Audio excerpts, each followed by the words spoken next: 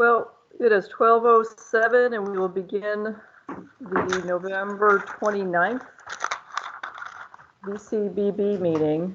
And I look like I have an agenda. Does the agenda say November 22nd? No, the agenda should say November 29th. All right, I guess I have the wrong one. It may be the same. It very well may be the same agenda. What was sent over to me had the wrong date, but then I corrected it when I posted it. So I may have sent it to you without. Just want to make sure I've got the right. Just want to make sure I got the right one. All right, so we are starting our meeting of November 29th, and we are all online. All board members are present. Holly, Brian, Laura. Actually, is Dan present? I'm here in the room, Patty. Oh, hi, Dan. I can't see you. So we have Dan in person and everyone else is virtual, and the Executive Director, Christine, and Rob are also with us from staff. So we have an agenda in front of us, and the first item up for business is, are there any changes or requests to change of the agenda? And I would like to make one that we move the make ready discussion, item 3, before the NEK broadband grant consideration. Second. Yeah, I would like to add, before you make a motion on it, I would like to add an introduction to Stan Marcel in the beginning. I'm not sure we need to put that in the agenda, but we'll have Stan introducing the board members introduce themselves to Stan. And I would also like about 10 minutes to just discuss the budget, a couple budget items. We plan on having a budget ready for the 15th meeting, but I just wanted to get some guidance prior to that. Okay, Christine, where do you want to insert those? I think we can insert the, well, first of all, let's interview Stan right at the beginning. And the budget discussion can come at the end of the meeting before public input. Call it 3:20. All right, so budget will be at roughly 3:20. And Stan, you would like to do right now before the make ready discussion? Yes. All right, is there a motion for those changes to the agenda? So moved. Seconded. Any more discussion? Hearing none, all those in favor say aye. Aye. Any opposed? Okay, we will, so that's the agenda change. So let's kick it off to meeting and introducing Stan Marcel. So anyway, Stan's joined us here. I asked Stan to give a little introduction to talk about, why he's here and a little bit of his background, and maybe we can go around with each one of the board members and have you do the same. Kind of describe why you're here and a little bit about your background. Hey, Christine, might I suggest that you, Stan, and Dan move further back into the room so we can see you all on camera at once? Oh, right yeah. now I'm seeing about half of each of you and there's no sign of Dan. I know it'll rotate, but that would make it easier. Okay. Oh, I know why. Yeah. We're not using the, he usually runs 2 systems, but that's fine. Okay, so now, I guess you can see us all now. Well, I'd like to introduce Stan Marcel. Stan, thanks for joining us. We really need your help and I'm happy you're here. Thank you. I'm excited to be here. It looks like there are a lot of challenges ahead for the board, and I'm excited to bring my regulatory expertise as a lawyer here to help out. Thank you. And you want to give a little bit about your background? Sure. I've been a regulatory attorney since way back in the 90s, and worked for a law firm in New York for several years, and then moved to the SEC, the Securities and Exchange Commission in Washington, where I worked for 9 years. Then at FINRA, which is a financial regulator, for 5 years in the general counsel's office there. More recently, I was with Guggenheim Partners, a large investment bank in New York, for 5 years. And then recently have been independently working for some regulators and then for Wells Fargo.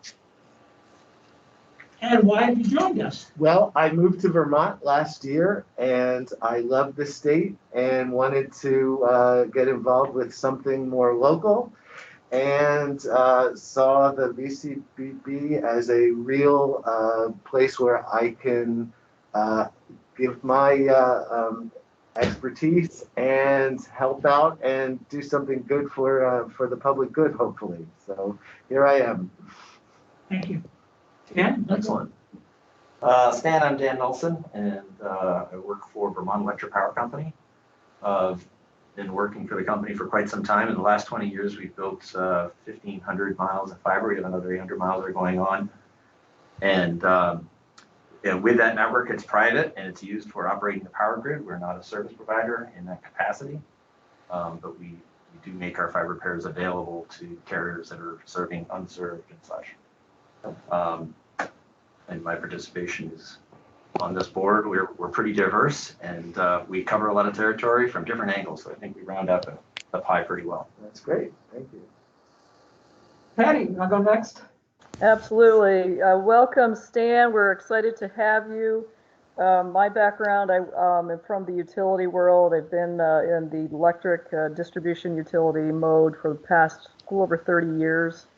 My last position was at Washington Electric Co-op, and I've recently retired, which is a crazy concept. And I joined the VCBB, and now that I've got less work to do, I hope to be able to get more entrenched in all that's going on.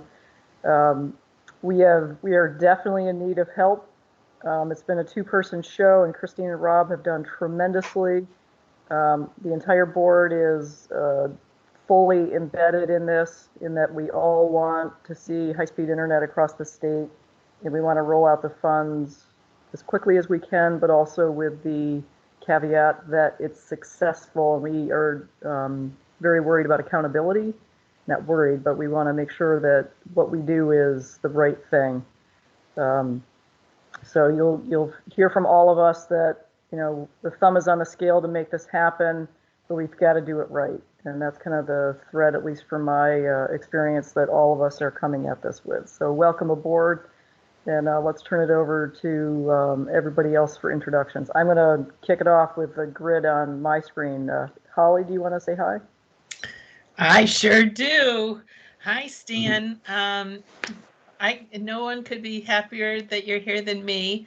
And there isn't anything more local in Vermont than working on community broadband. So yippee for you. And thanks for coming to Vermont to help us with this gnarly problem. I'm a former partner of a law firm called Downs, Racklin and Martin here in Vermont. I spent about 25 years as a telecom attorney, focused mostly on mobile telephone, but also did a stint with the state at the Vermont Telecom Authority, which was kind of a predecessor to this initiative.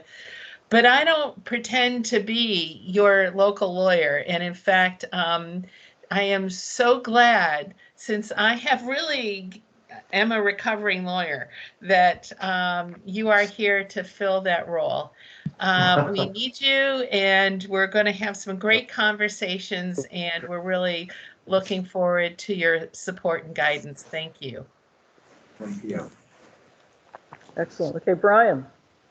Hey, good morning, Stan. Brian Otley. I don't know. I spent 20 years in the IT business, and then I spent almost 15 years in the distribution utility business, most recently as the Chief Operating Officer of Green Mountain Power, which is Vermont's largest distribution utility.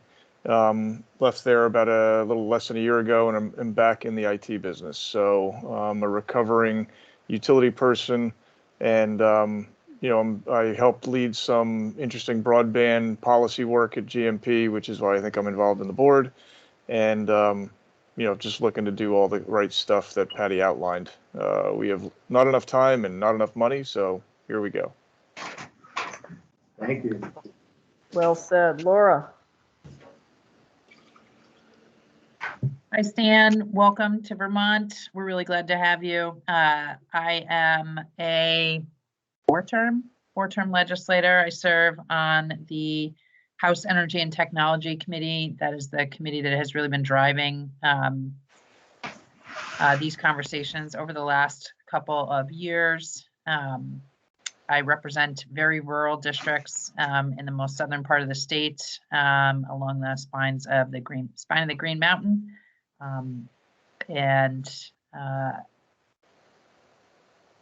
the passion for doing this work, and looking forward to having you on board and the additional capacity that that brings. Thank you. Okay, very good. So are we ready to move along to our first content item to wrestle down, which is Make Ready discussion, the continuation of the Make Ready? No, So that's, Christine, but it will help just to bring Stan into the fold on this. The issue we're struggling with, if I can summarize, I see that Krista has her hands up, but let's not move there right yet. So we have been struggling with, so we have two grant issuances, two kind of sections, two buckets of grants that we're rolling out. In the first step, we're doing what's called pre-construction. These are not wires, these are not physical plant. This is planning, engineering, design. Generally, that's the thread of what we would see in pre-construction. The construction phase deals with the nuts and bolts and wire and what you'd think of as actually like building something. What we have been struggling with is in the pre-construction phase, a request of many of the CUDs to allow for make-ready work to be part of the pre-construction grant application. And the VCBB has come down with, we feel that Make Ready is basically nuts and bolts wires. It's tangible construction work. And we've said in the last several weeks that we're going to move that work, Make Ready work, into the construction phase. The CUDs have been unhappy with that. They've expressed and explained why they're unhappy with that. And we're going to embark on another discussion whether we should be rolling in the Make Ready work into the pre-construction for some of the CUDs that would like us to do that. So that's the thread. That's what we're going to be talking about. So Christine, do you want to tee this up? You and Rob, do you have a proposal? I saw an email from Rob with a proposal for us. yeah, I think, well, let me just get our proposal, and I think also Deerfield Valley has weighed in. I think we've come, as of the last meeting, it appeared like the board was coming to an agreement. So I'm going to summarize where I think the board was coming to.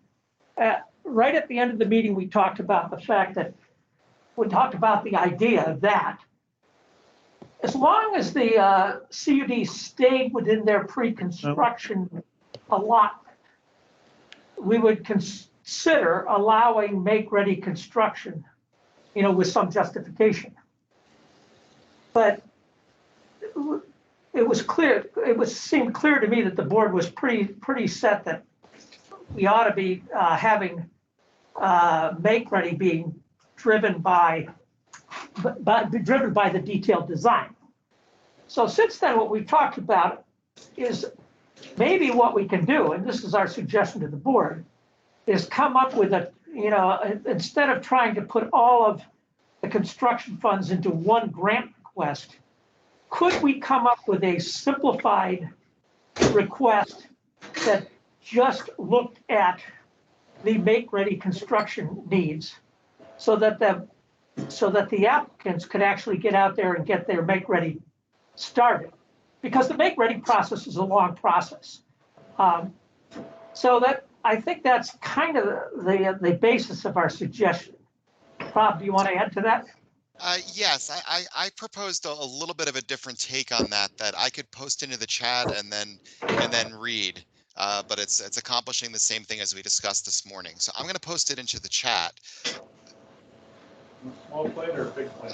But what the proposal is that Make Ready is allowed in both pre-construction and construction programs. CUDs may only include make-ready in the pre-construction applications if the cost is within their predetermined pre-construction allotment. In order to actually access the funding, the communication union districts must certify that they're taking full advantage of the tariff reductions and submit a detailed overview of their poll applications and strategy. If make-ready is included in the application, accepted applications will be amended to applications we already accepted can be amended to reflect this change. Make-ready costs will only be approved for payment when the portion, not the entire detailed design, but the portion of the detailed design verifying make-ready for those poles as required for construction has been submitted or a design partner attests to that fact. Staff can sign off and allow the reimbursement of estimated costs upon the presentation of such documents, so they don't need to go back to the board. The board has enough to address. And that the communication union districts are encouraged to use they're receiving 25% upfront with their grants. Hang on to that just in case there are some delays in terms of issuing payments, so you can make your make-ready costs at times. So the goal was to ensure accountability. That's ensuring accountability by saying they have to show that they've done engineering, that these are poles that actually do need make-ready work on it. Reduce any delays. We heard a lot from the CUDs on the delays that this could cause, and to speed access to the funds. That's what the kind of the escape hatch I was trying to devise for having accountability and for continuing with the precedent that we set, and recognizing that the groups are in different places, and the purpose of this program is to allow them to catch up and be ready for construction.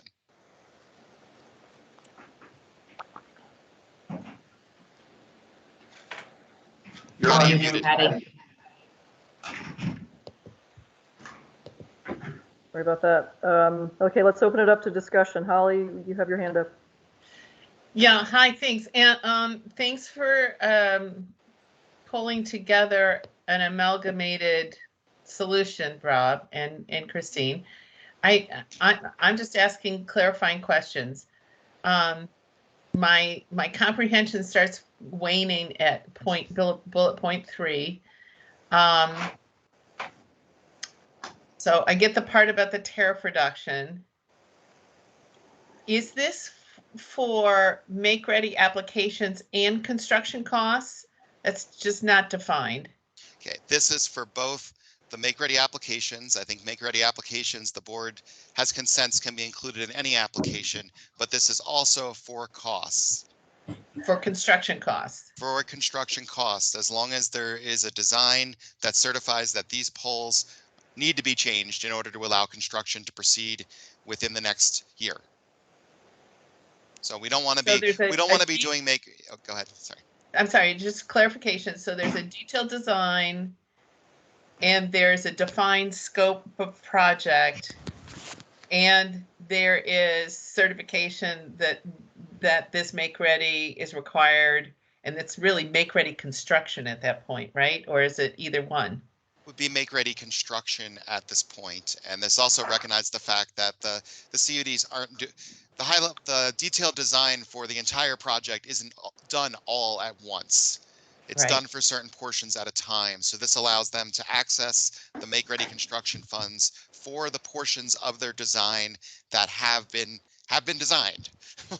Yeah, have been designed under a plan approved by the VCBB. Yes. And so I'm really liking this direction.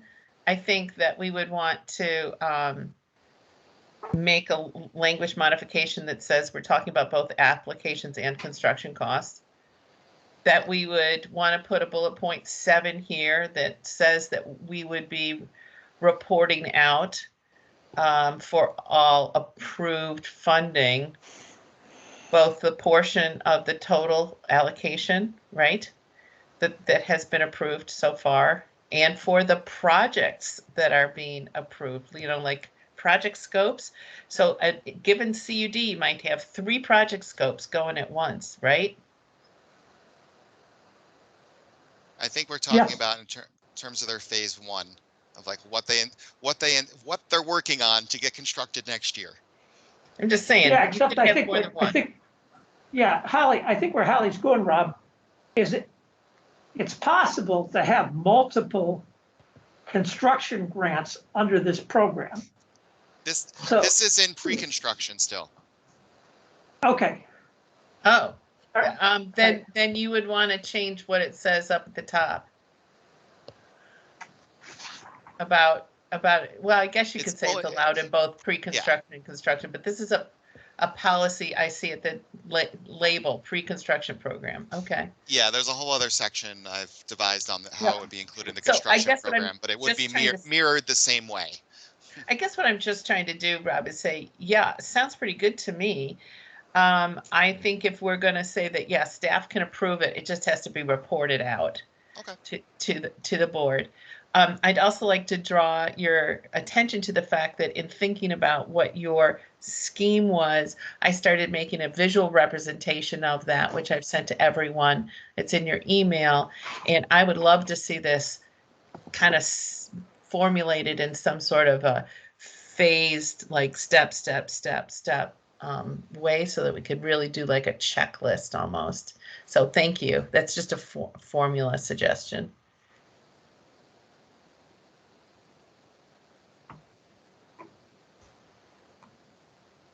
You're muted, Patty. Muting that. So I'll let you guys know. I'm going to mute every time because I have 25 Siberian Huskies behind me. And you will hear a group howl periodically. So I'm just trying to keep the noise down, and there's one just starting to brew. Rob, very much appreciate the proposal you sent. I'm still unclear on your points 4 and 6, and I'm hoping you can just go over those a little bit more so that I can understand that. And what I'm trying to do is get comfortable with that there will be some sort of attachment of design and rollout of funds in the pre-construction phase. I don't want to issue a blank check is kind of where my head's at. So if you could flesh out 4 and 6, and is it in there? Certainly. And first I want to say I love the howling in the background. It makes this a lot more, I like it. So we might have to pause for howling breaks. But yes, it is in there. Like that's what I wanted to do, is to make sure that there is accountability. So what number 4 was about is saying that so the applications are approved at one, like we approved the Deerfield Valley pre-construction application. It included make ready. We'll write into the application that they can't make any payments for make ready until a portion of the detailed design that includes those poles is prepared. And that can be either submitted to us to view, or if the board is willing, that they can attest to the fact, their design partner can attest to the fact that that has been accomplished.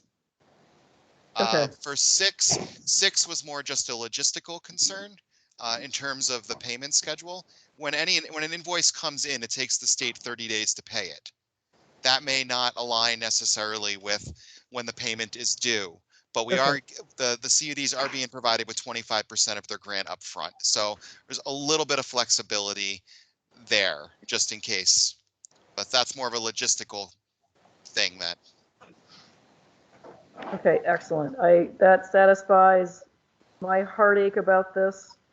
And as long as they're staying within the pre-construction allocation numbers, I'm good to go. And this gives them flexibility to move and have flex.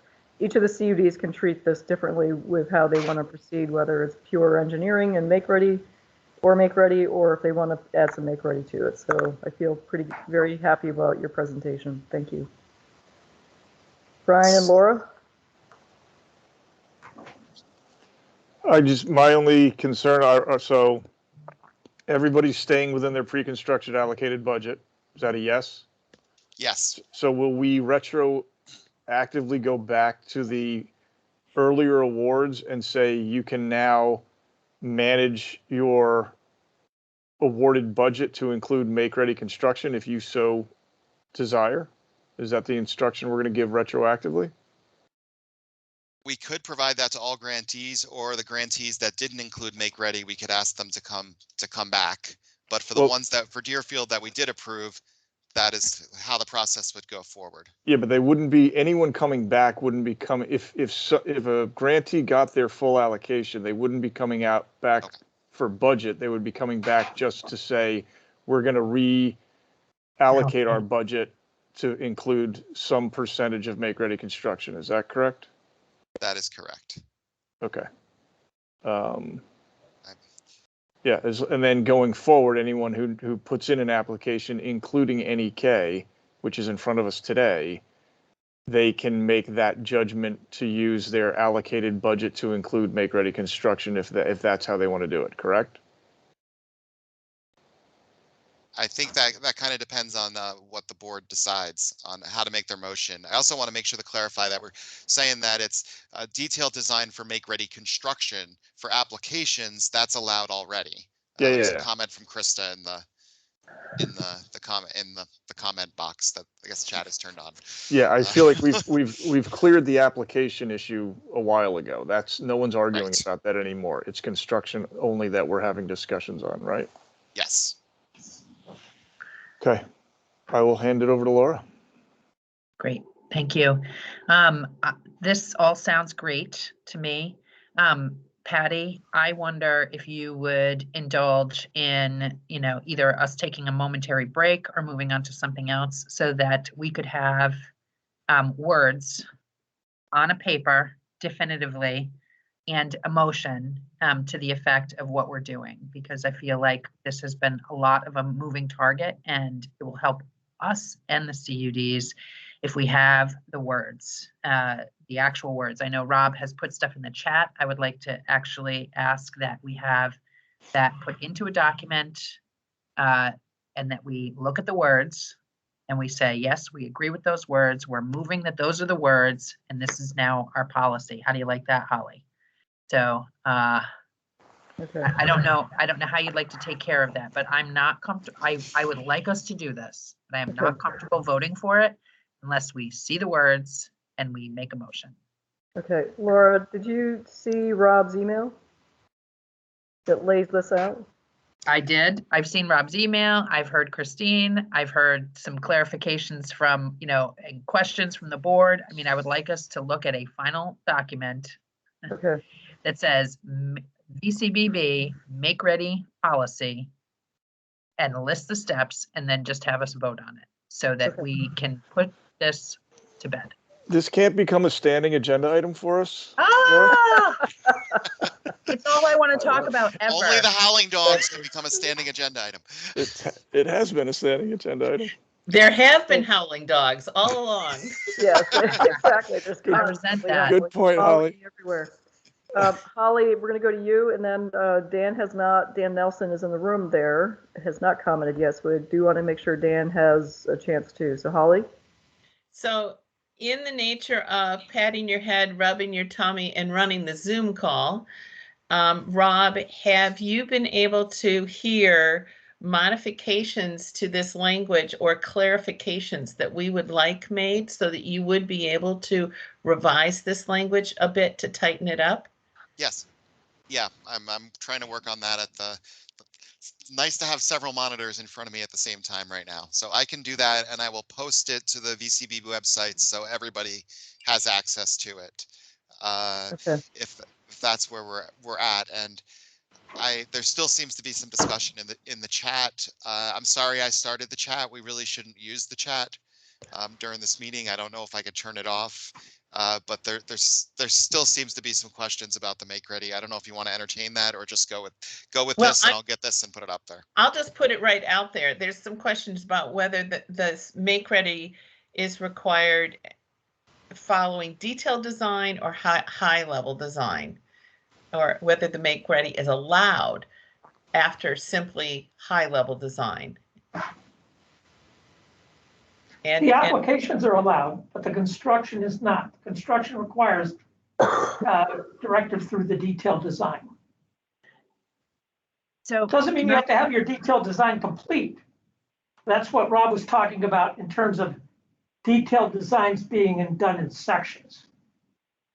So the CUDs would prioritize a section, get that done, and then submit their their make-ready construction applications for funds for payment. Have I got that right, Rob? I believe so. Yeah. Sorry. Okay, I want to make sure Dan has an opportunity to chime in. Yeah, thank you, Patty. Well, first, sorry, last minute changes last week, so I was not able to attend, and it's nice that this topic continues to come up, but maybe today, I like the idea of putting the language together so that we can look at it and then close this out. So I like what's been discussed and the way that it was characterized. Thank you. So Christine So, and Rob, Yeah. I'm looking at the chat section now. Do you feel that if we move forward with a detailed design that we're still going to get pushback? Because I'm looking at everybody as saying they want high-level design. I'm a little surprised by the pushback. I wouldn't object to hearing from Deerfield Valley and hearing from NEK since it's going to inform their application. Very briefly, if the board chair is interested. I thought that I had achieved a level of consensus that has both accountability and yeah. So, but if that's not, and there's any modifications that are necessary and the board is willing to consider them, let's see if we can get this right. But once again, not talk this to death. Yeah, we thought we had consensus on this, but maybe it may be just a language issue. It would be terrific if Bikuda could represent the CUDs entirely, but I'm not sure if Will has that context now. I'd like to open it up to Will. Am I audible here? I don't think I can turn my camera on. Yes, but you are. You can hear you, Will. I don't necessarily have a complete consensus, but you know, our proposal for make-ready funding is largely in line with what Rob has presented today. I do have strong concerns about the difference between detailed and high-level design as it pertains to NEK's application. This is one of our largest CUDs and one of our most eager to start construction. And I would really like to make sure that that distinction isn't going to cause delays that severely impacts their construction schedule. And I suppose that goes hand in hand with their application. Largely, the CUDs can get behind this because it allows make-ready funding with accountability to be included in pre-construction. I just want to make sure that distinction is not going to be detrimental to the construction plans of Northeast Kingdom. Thank you. Okay. I feel like we're approaching another discussion item, whether it's high-level design or detailed design. I just would like to nail this so we can move on. Yeah. Patty, Laura?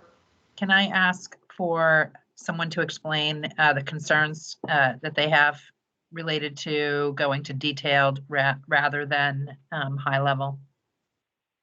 Because if there's no concerns, I would suggest we just go to high level. But if there are concerns, I would like to understand them better. From the CUD's perspective, I'd certainly like to refer to Krista Shute from NEK, who has been the designer of their plans when it comes to this issue. So Patty, if I may, I don't know if there was a board member who had a concern about it, because it seems like there are no CUDs asking for detailed design. So if we have board members or staff that believe we should have detailed design, I would like to hear that and why from our board members, if that's possible. I don't know what your preference is, and I'm going to mute myself. Yeah.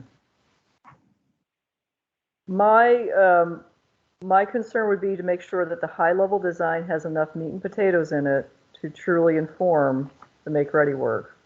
If it's too sketchy and too gray, I mean, I'm not in a position to make a call on this because I'm not looking at the specifications of what a high-level design are versus a detailed design. I would like to hear from Rob and Christine on this to get their perspective, because you guys will be evaluating the detailed proposals coming in. Yeah, I think this was the crux of the discussion all along, and which is why, I thought we had come to a resolution here. So I'd certainly like to hear from NEK as well. But the point is, high-level design, the cost for make-ready application is $9 a pull. So it's not a big deal if we have some, if we're picking a route. First of all, let me start with what high-level design is. High-level design is essentially a route design that is done from GIS maps.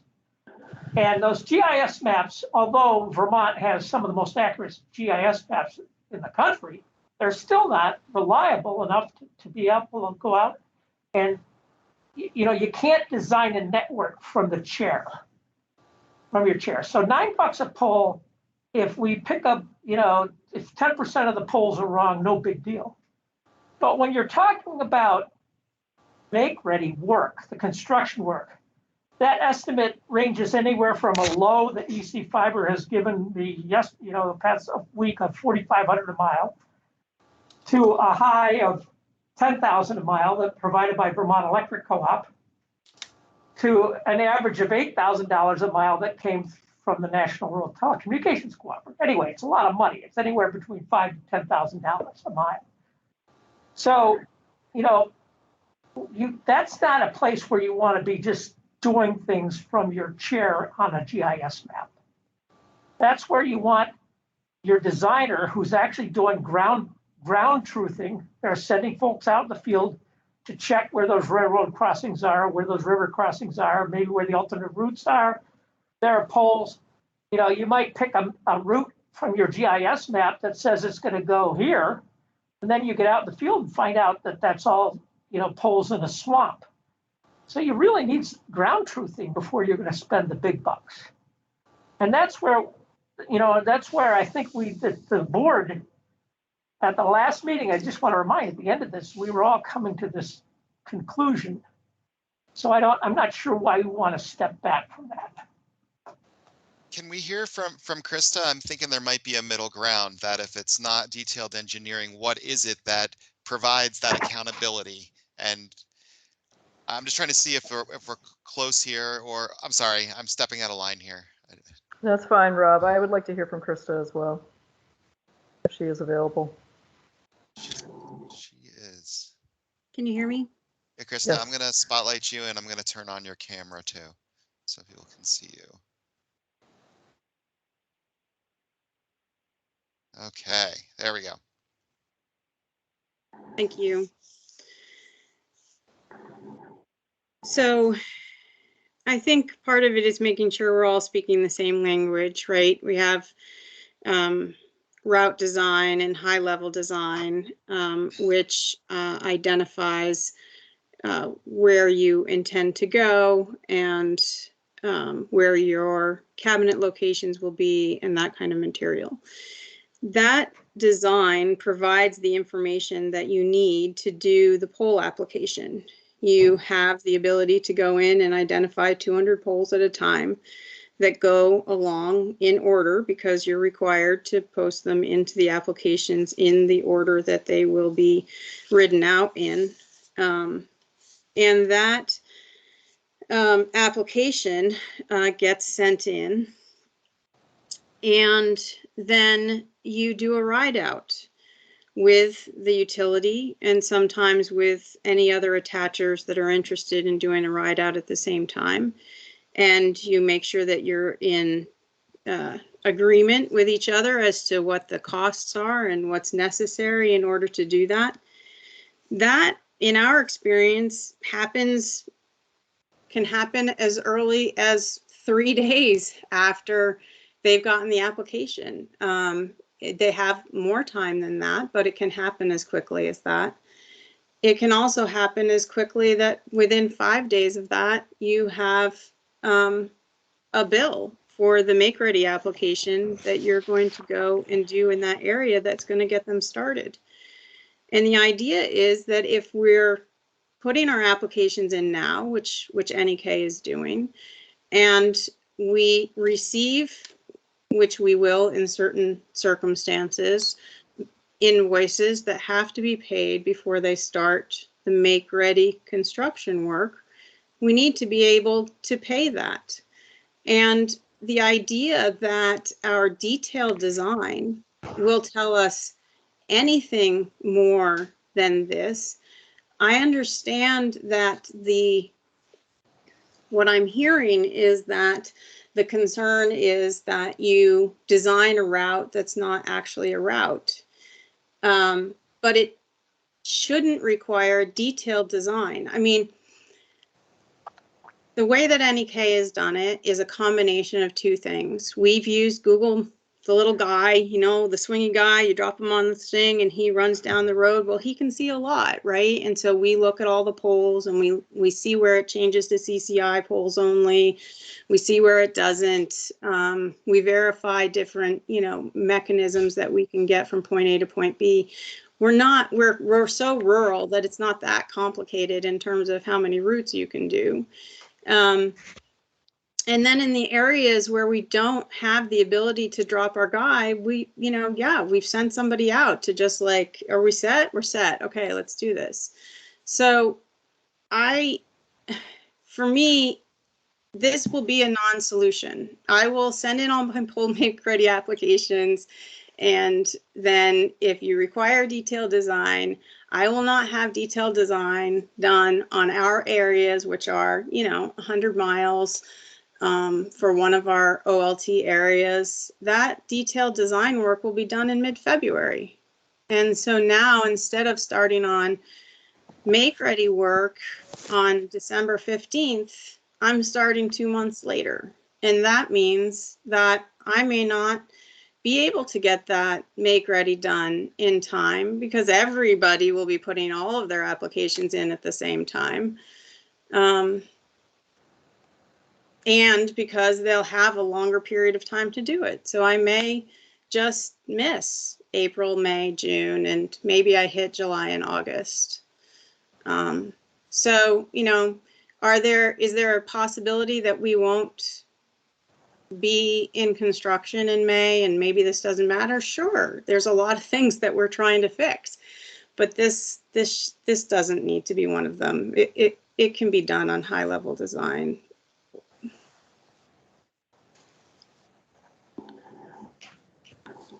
Sorry, Holly? So I am empathetic to the challenge of bringing broadband to the Northeast Kingdom. It's huge. But we're talking about a policy that applies across all the CUDs. And I'm wondering whether the little Google guy should just be part of your high-level design. And is it not the case that your high-level design just needs to happen faster or within parameters that are simplified for your construction? It seems to me to be bad policy to make the what ifs and maybes the foundation of changing what our grant standards are going to be. And I guess I am quite attracted to the idea that we want something. I mean, I'm hats off to NEK for sending somebody out when the Google guy isn't enough to verify what's actually going on. But I'm pretty enamored with the idea that we actually have a plan before we start spending the larger bucks that are involved with make-ready construction. But that's an attitude that I've learned from my fellow board members. Mm-hmm. So if that is not your attitudes, utility friends, then tell me otherwise. My reaction on this is, I don't want to get hung up on words of high level versus detailed. If we have sufficient data that we feel confident that this CUD has their act together and has a plan of what they're doing, then for me, that's enough. That's not put into great policy vernacular. And it's not, somehow we need to lay this out, that it means something to everybody. There needs to be enough specificity so that the CUDs know exactly what they have to hit. But what I don't want to do is get this tied up into knots. And, you know, Krista has been very articulate in terms of what they're doing and you know, what specificity and what detail they can provide. And if we feel like that's enough of a, you know, enough information to inform that this is what they're going to do in terms of the make ready work, and they've got a route plan, and they've got, you know, they've got this sequential, and they've got it logical, and it looks, you know, it's enough of a design that we can hang our coat on it. I don't want to get locked up into high level design versus detailed design, if that made any sense. Can I add Holly, something? you're muted. Holly, you're on mute.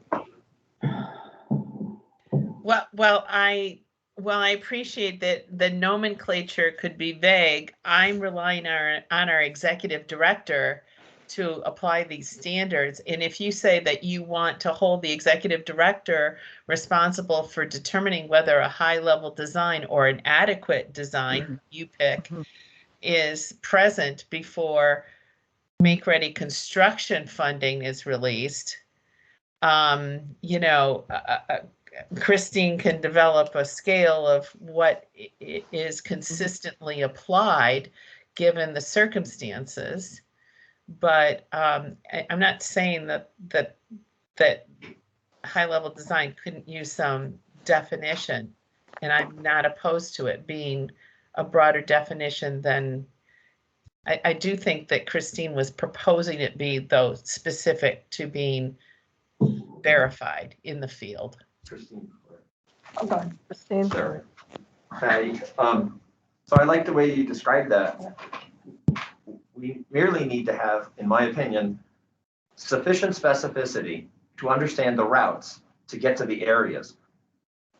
Nobody's putting up all dielectric self-supporting cable here. You're putting up a messenger.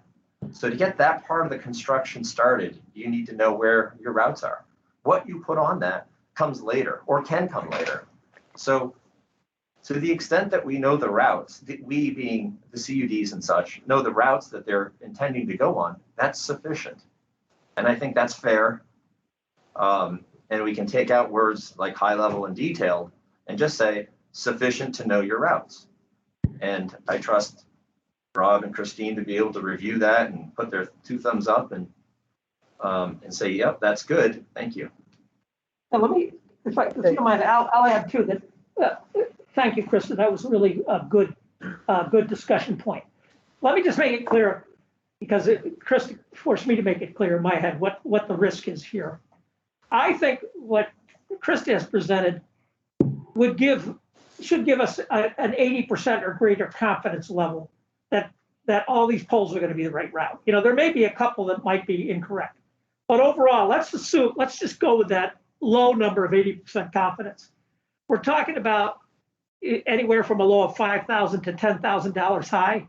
That's $1,000 to $2,000 per mile on a $45,000 route. I think that's worth the risk to move forward, as Krista has described, to get to construction. And I think we could use our judgment. Can we characterize this? And Dan, thank you for putting the words to what you just said, because my brain was just kind of a little bit all over the place, but what you said was very succinct. Sufficient design to understand the routes, and those specifications will be reviewed by VCBB staff. Is that what we have on the table? Sounds it. Other board members feel that that's sufficient.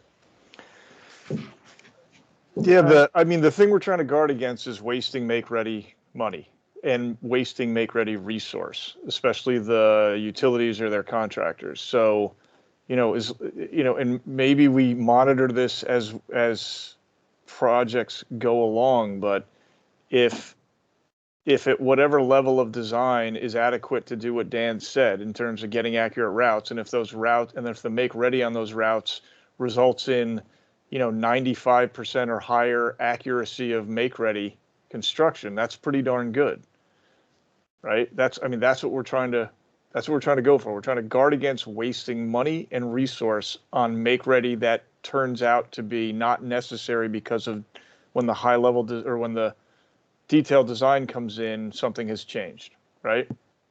That's what we're trying to guard against. So as long as we do that, I think the way Dan described it, and I think if we can have just a little bit of monitoring in the through the construction phase, that, you know, each CUD has some performance against, you know, I don't know what the standard would be, 95%, that 90 to 95% of their make-ready construction spend resulted in accurate make-ready. I don't know if I said that right, but that's the concept we're trying to ensure. As long as we do that, I think we're good. And as long as going back, and as long as they stay within their pre-construction allocation, and we give them the flexibility to use those funds to do early make-ready construction, then I think we've landed it. So the key phrase to me is sufficient design specifications to understand the routes. And to deliver a high percentage of make-ready accuracy. Okay. Because if somebody comes back with, hey, we spent 200 grand on make-ready and 50% of it is not going to get used, that feels bad. That's going to inform hopefully a very scrutinizing discussion with their next application in the construction phase. Like but we're going to need that visibility. I really that's like really well Brian's. said.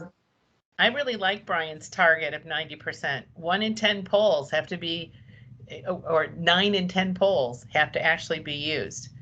And the idea of putting something like that standard, which is subject to the VCBB judgment, in place is that it puts the CUD on notice of being right more often than not.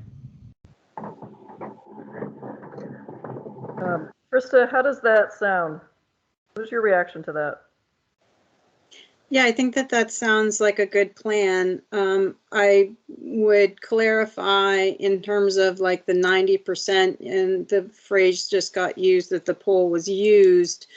I think it's 90% that the route was correct, might be a better way to phrase that, because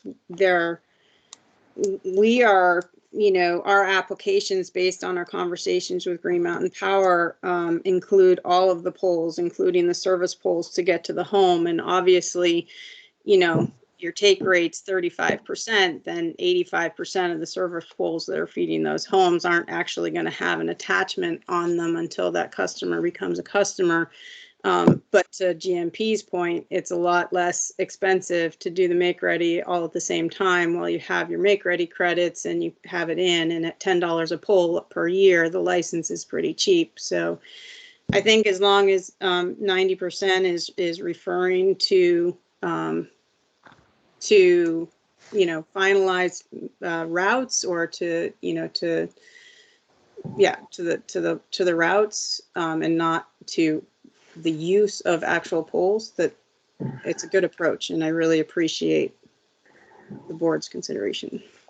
Okay, I like that clarification, because that makes sense. You're not, yes, that makes a lot of sense to tie it to the route. Brian, do you agree? Yep. Whatever language to land that, Krista's point is right on. But however the language is to land that, let's land that. Okay.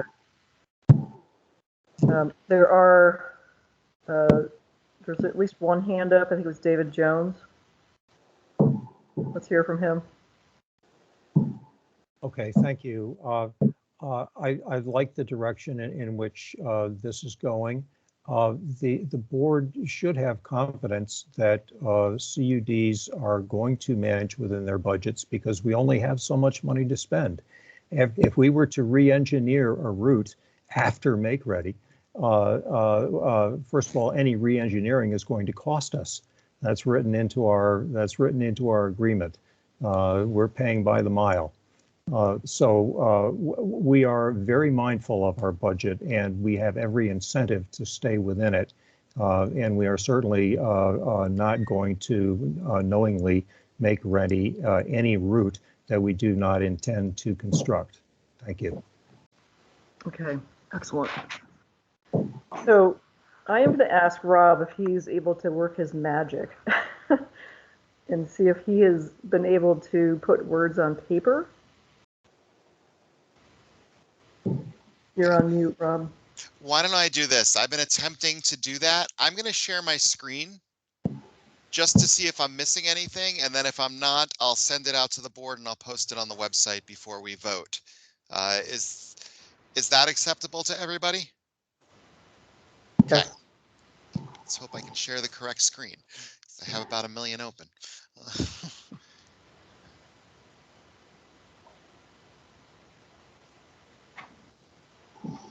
Apologize for the delay.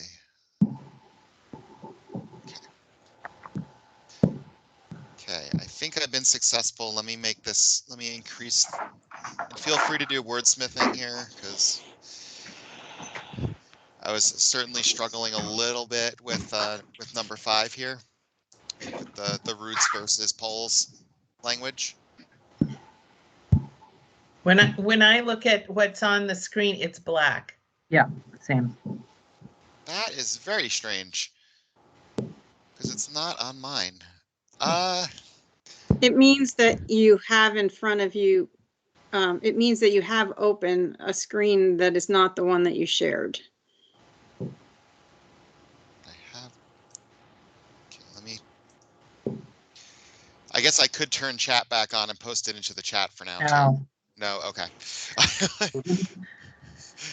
Let me try this again one more time. If not, I'll just have to send it out via email here. Or start closing down screens. Oh, that would take the rest of the meeting. Let's see if this is it. Oh, that's something. Oh, is There we that go. it? There it That's is. There it is. Wonderful. Okay, I don't know why that appeared else this time, but and it's still zoomed in a little bit, so everybody should be able to see. I'll see if I can zoom in a little. Well, It's fine. okay. So this is for the pre-construction, right? Yes. And construction, yeah. We're looking at number 5.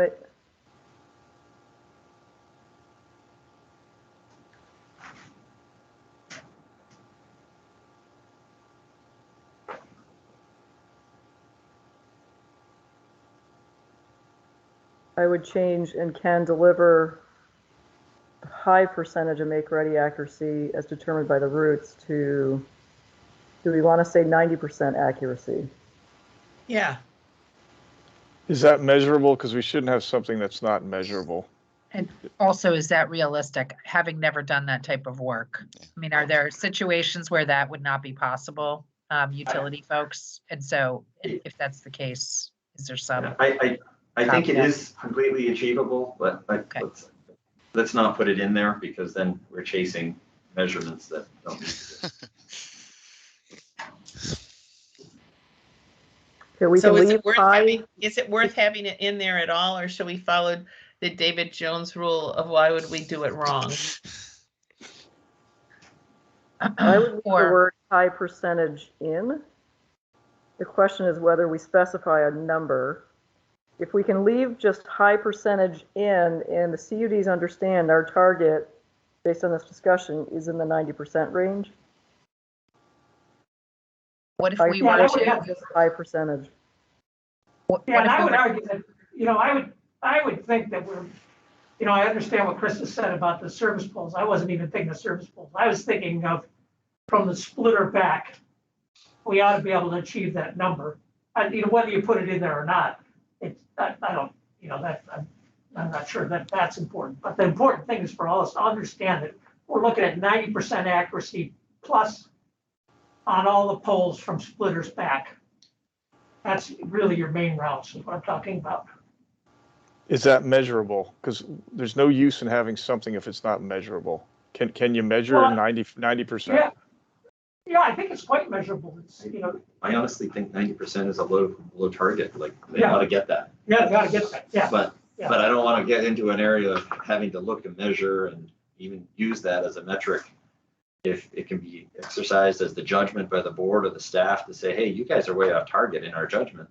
And then we have the authority to look deeper. Yeah, I would say. how will we I wouldn't know wanna if have they to- waste money? How will we know? Well, the How will point we is, I know? think, for me, you're looking at a route, original route versus a second route. If they look relatively close, you're not gonna dig deep. But if they look way off, you're going to dig deep and count poles. I mean, you can see 90% visually, but do we want to go in and actually count poles? Well, we could. It's not really that hard. Our GIS person could do that pretty easy. Either way, 90% is measurable. Holly. So you've got a chicken and egg problem here in the way this is drafted, because you're saying make-ready construction costs will only be approved if there is a high percentage of make-ready accuracy determined by the routes, and you won't know what that high level is until after it's done. So could I suggest that we just, first of all, I would be grateful if we didn't use shorthand like specs, if we could put specifications in there.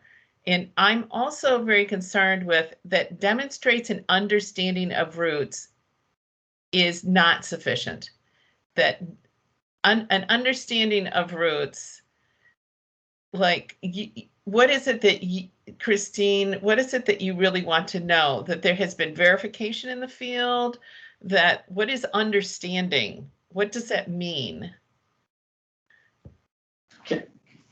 Laura, could I Yes, sorry, go ahead, Dan. Holly or Patty, if I may. Yeah, go ahead. One, I have to step out and I apologize for that, but Holly brings up a good point here that the staff needs to have sufficient route planning, and it's to achieve what is deemed as required by the Universal Service Plan. So are you going to the places you said you're going to, and the routes you need to take to get to those places? It's not that complicated. It shouldn't be. And Dan, is there anything like, and you have to have verified that those routes exist or are, and is there anything else that comes from poll studies or other details that would be reasonable to expect?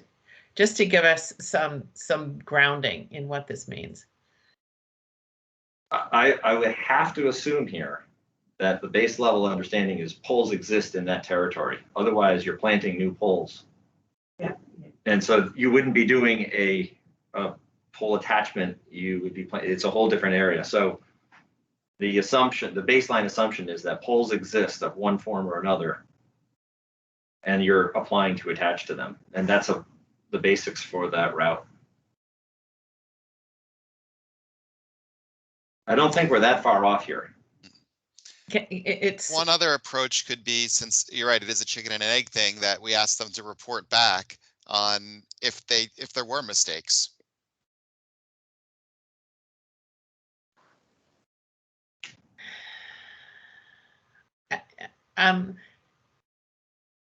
Demonstrate should be singular, not plural. If you what we'll do as staff is we'll question. We'll talk to the CUD about how they chose the route. Did you, if you just did it from, I like what Krista said. They go out and do a ride out and verify. Once you've done a ride out and you verify, you've got a high level of accuracy.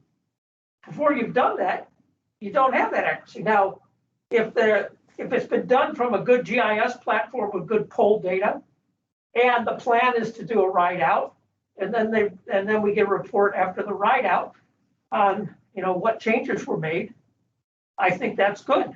That works.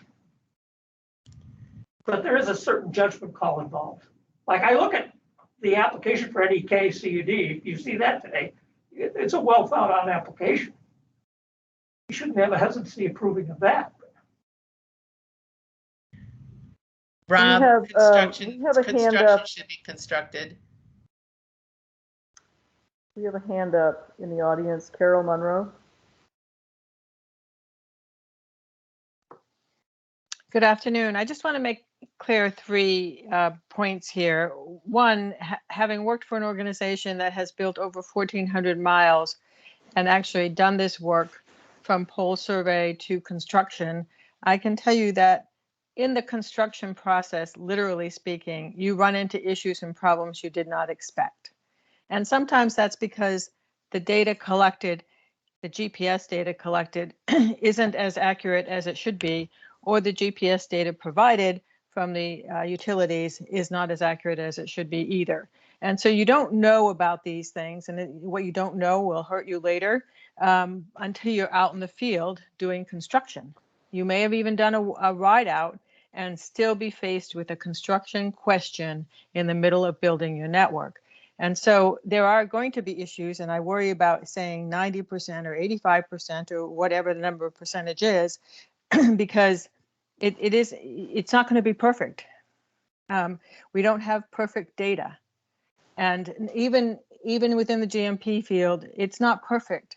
You know, they move their poles out of the easement onto the roadside. They don't update that data immediately. There are all sorts of changes that could affect construction when you get out there. And so that's one problem I see. The other is, as someone mentioned, the service poles. It's much more cost effective and efficient to put those on the initial applications than to wait until a customer signs up and then has to wait 6 to 8 weeks or 10 weeks or 12 weeks for a license for those poles. But those are poles that won't be constructed on until with a drop until a customer has signed up. And so how many that is in the initial stages, it could be you could have a 20% take rate and then a 30% take rate up to a 60% take rate. But in the initial stages, it's going to be low, and those poles need to be accounted for differently. But you wouldn't want to wait and go after those poles for licensing at the time the person signs up, because then you have to tell a customer they're going to wait anywhere from 6 to 16 weeks to actually get service. So I want you to keep those things in mind. I think it's important to note that in a perfect world, this would be wonderful. On paper, mapping on paper, it looks like it's perfect, but until you get out there and do your construction, you really don't know. And underground will be something that will really get will really catch you in the end. And identifying those underground sections is really important. It could be underground for a short period of time because customers have been known to pay for the utility to put their services underground so they don't have to look at the wires in front of their house. But when you look at it in GPS and on a GIS map, they don't look all that far apart. So you may not realize you have an underground section until after you're out there. So just my comments. Thank you. Thank you, Carol.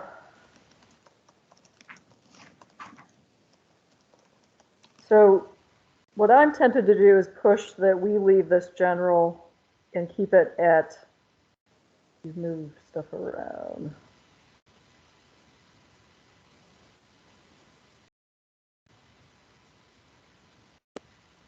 So Rob, you've changed. I just delivery added of a in this high highlighted. percentage. I added in this highlighted. Okay, never mind. You're making I it a think bit we more should keep it complicated. as, I think we should keep it as deliver a high percentage of make-ready accuracy as determined by the routes. And what that means is when folks come in, when the CUDs come in later for their construction grant, we're going to be looking at how well they did during the pre-construction process in nailing their route estimates. If they're wildly off, that's going to reflect on them during the construction phase. Right. And either they'll have a great explanation or not. Exactly. And maybe there's reasons for that and they'll be fine. But if there's not really good explanations, they're less likely to get awards during the construction phase, which is where the big money is. If we can even figure out what happened. Agreed. I would like to suggest that the words "as determined by the routes" be deleted as not very helpful.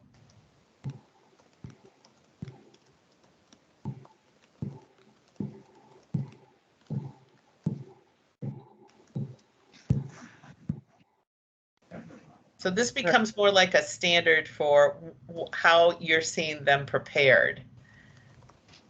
Right. If the CUDs want to roll the make-ready into the pre-construction process, but they have enough specification, they have enough planning and understanding of their service territory It gives us comfort, gives us through Christine and Rob to make the allocation. And then we're gonna backcast it and say, how did you do when they come to the construction phase? We're gonna look at their performance during the pre-construction if we've given them funds for Make Ready, and that will inform how we prepare for the construction phase. If somebody has failed miserably, they're not gonna, the thumb will be on the scale not to award them money in the construction phase. They'll have to do more work. Holly. I'd like to move on to paragraph 6. I don't know what such documents means. I guess at this point, it wouldn't be such documents, since previously I had said a certification. So this is, they just have to come to the staff. Yeah, well, they just have to come to the staff, and what is the range of authority of the staff is to verify that the Make Ready is approved by the scope of the grant and meets the requirements in this policy, right?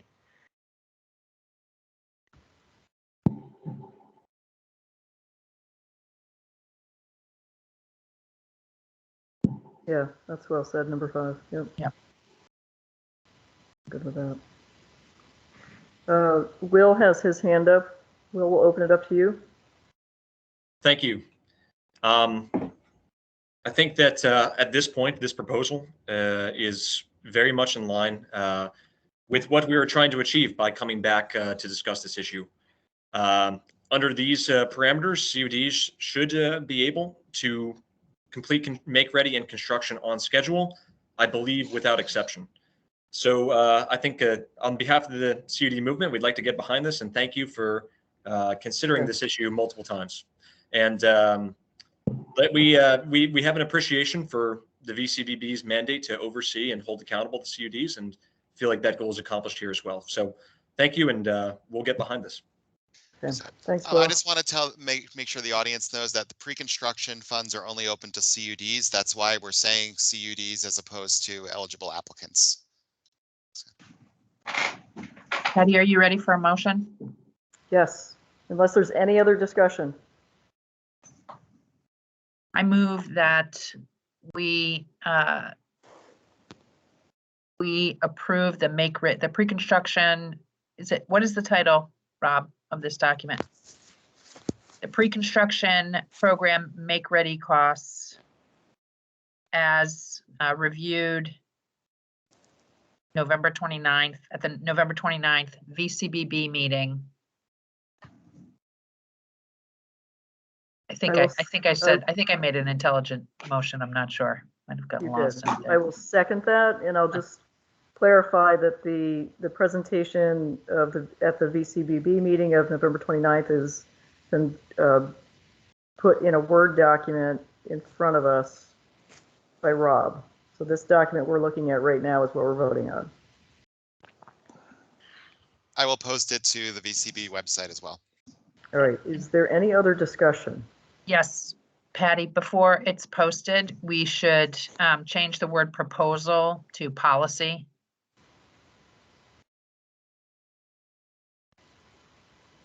Excellent.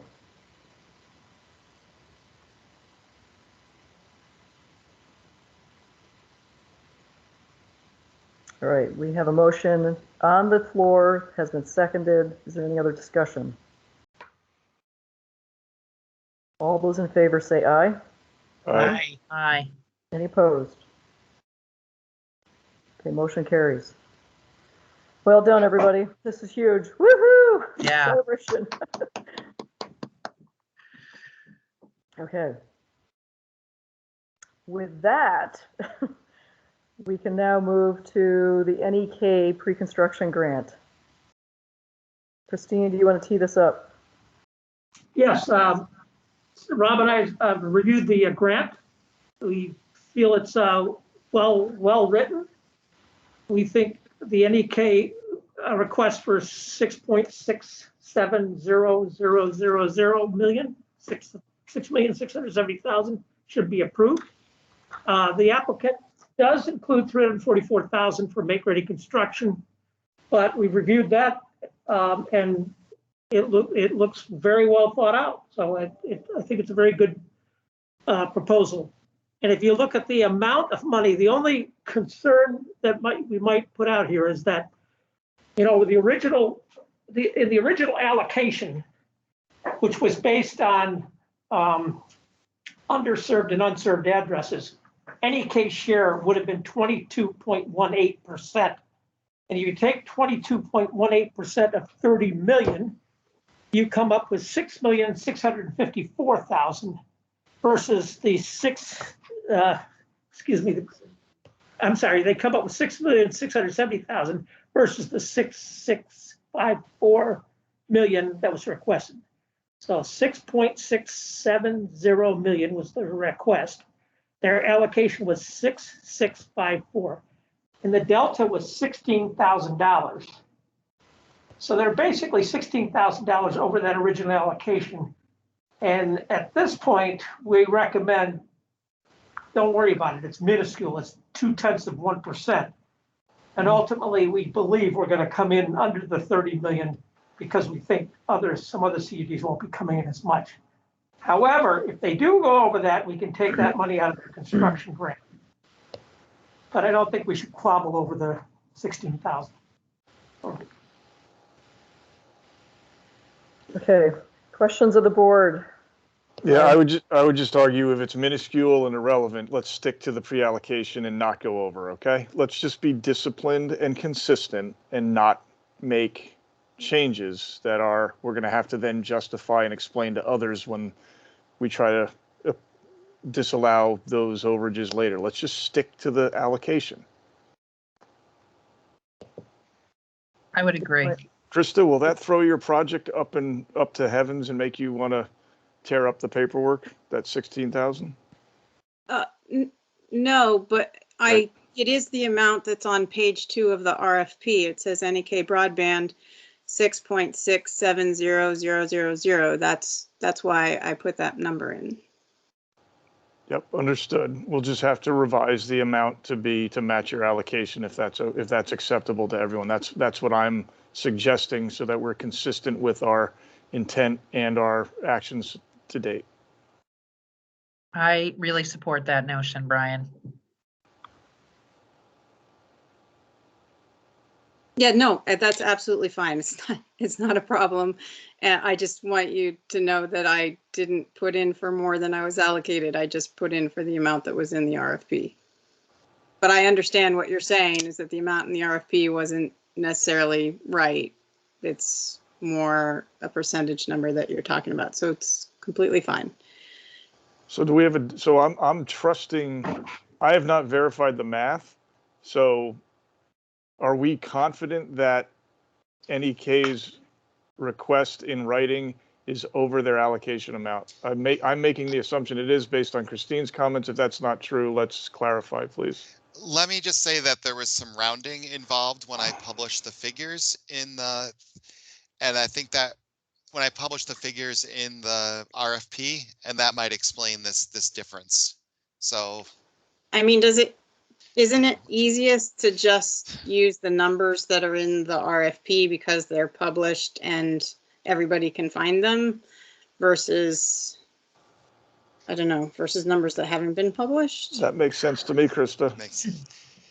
What is the difference between the numbers that were published in the RFP and the numbers? Where did the other number come from? If it hasn't been published, can we just disregard it, please, and use the RFP number? Absolutely. And is that RFP number the number that is in NEK's application to the dollar? Yes. Okay. Yeah, much ado about nothing, it seems, right? Okay. So another good item to waste 10 minutes on. So the two numbers match. So I'm cool as long as the two numbers match. And so Krista is staying within her allocation or NEK's allocation based on that. So I'm cool. My issue is no longer relevant. I am also cool with that, but Patty, I would like to know what the difference is between the rounding and the amount that we had allocated for pre-construction. I mean, if it's, $50,000, if it's $100,000, I mean, that's, It's 16,000. Total for all of the CUDs? Oh, no, the all CUDs are gonna come in different because the rounding error will reverberate to the others. I'm just Okay, going from so- what, But it won't if we stick to the RFP numbers. If we stick to the RFP numbers, there's the rounding error is not an error because there's no rounding because we're sticking to where the would the original number. RFP numbers come from? Rob, I was using the original table that you issued.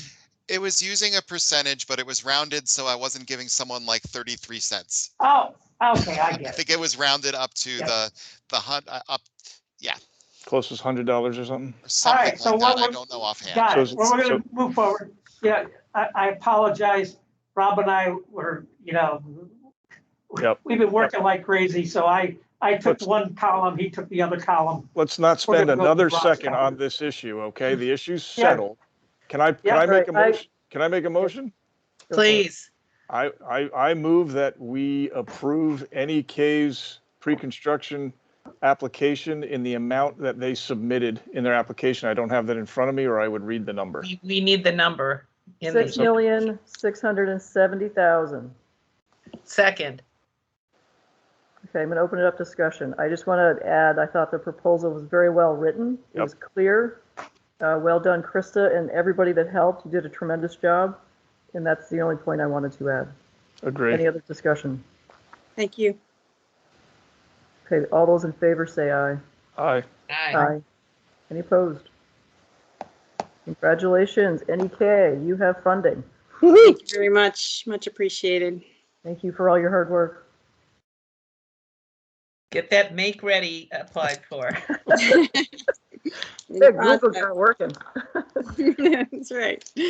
No, thank you very Actually, much, and I wanted to really know where appreciate you have make ready already applied for. Where's that money coming from? the Make Ready applications are from our previous pre-construction grant. Thank you. Okay, we are now on to going back to the construction RFP, which was discussed at our last meeting last week. Could we do a 5-minute break, possibly? Absolutely. Good segue. Mental health break, if nothing else. We're all at home. We need a beverage break. Water, of course. All right, see everybody in 5 minutes. So Rob, can you pull up the RFP from where we left off before? Yes, I can do that. You should mute yourself in that room. Okay, But I will get the RFP where we left off. There's also the suggestions that I put out yesterday of reframing everything, but we can see where the board wants to go with it. But we can start, the criteria and the steps are still the same. It's just whether there's a different gateway to becoming a part of the program. But I'll get that on the screen.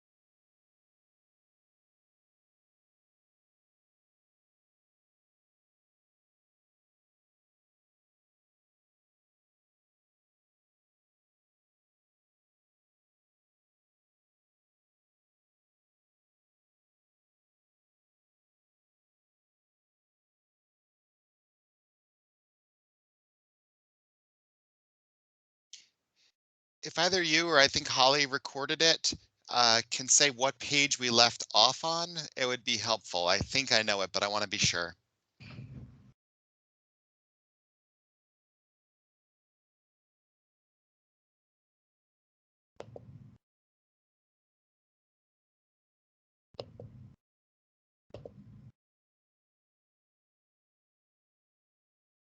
I'll pull up the recording and see where it was, and I'll get back to you.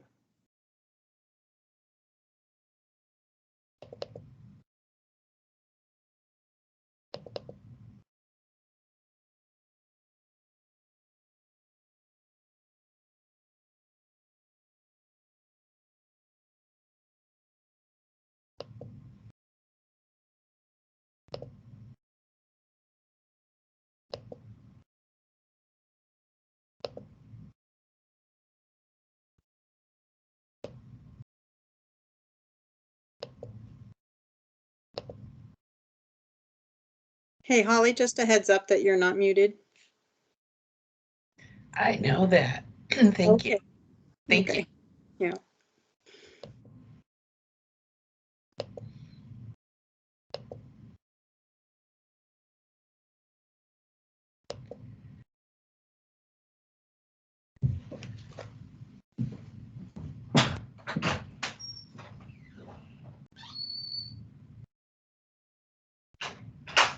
Is the text of the proposed RFP on the screen?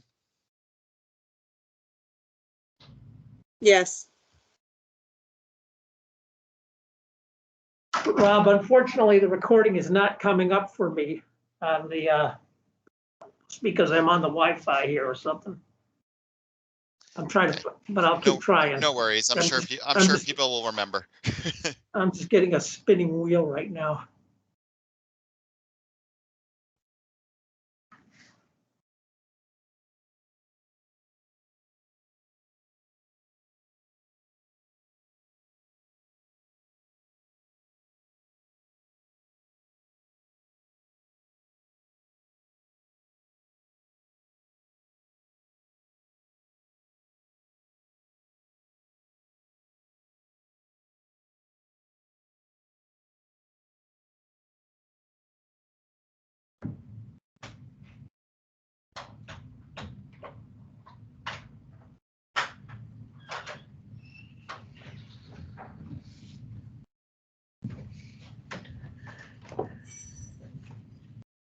So Rob, I've been trying to find if I specified exactly where I was at, and so far I haven't found reference to a page.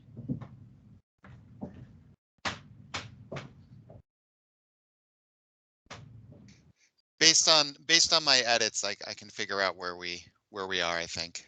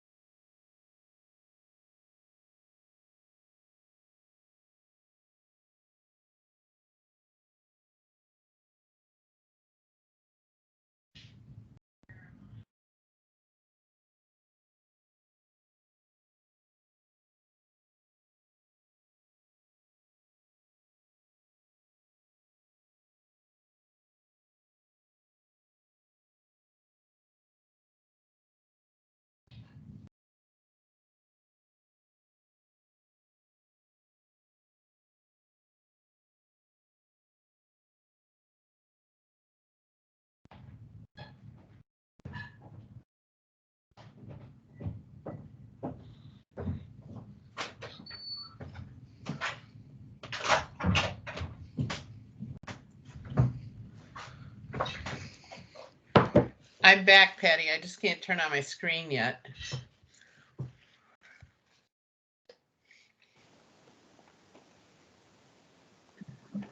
Same. Same.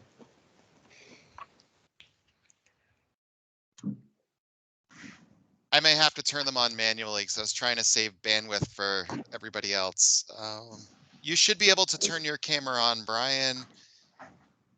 Actually, everybody should be able to turn their camera on. I will as soon as I stop chewing. Oh, got it. I thought it was a technical problem, not a No. logistical problem. So Rob, I show on the screen here that the last thing we talked about was promoting geographic diversity of fund allocations. I don't know what page that's on.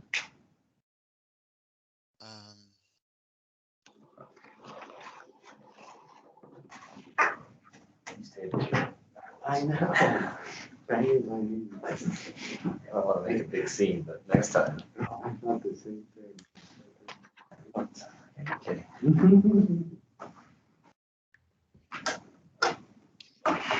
Maybe we were already down on page 15. I intend to go first and attack this town, See if I just Found found, it. I just found a reference that we stopped at part 5, number 2, not to exceed price. Allows for accommodations. Okay, that's where you were, Rob. Good. What is that where I'm on the screen right now? I'm trying to That's where you were before. I screwed up. part 5. Part Okay. 5. Yeah, keep going back. Okay. And There you go. the board can decide whether they want to continue through this or take a step back and look at. I can share some of the comments and feedback we've been getting from providers and from CUDs and a possible way forward. That was also in the document I shared yesterday when I shouldn't have been working. You know how it goes. You're muted, Patty. Is everybody back? Are we ready to roll? Yep. All right, let's take this up. Rob, what I would encourage you to do, if you have what you feel are substantive items that have been shared, have you bring those up. And I'm going to admit, I have not, I'm trying to catch up to all the email traffic, and I did not review what you sent out. Sure. I'm going to switch from the RFP itself to the same document that had the draft of the proposal to deal with the make ready issue. Okay. On the screen right now, and you'll see that in a moment.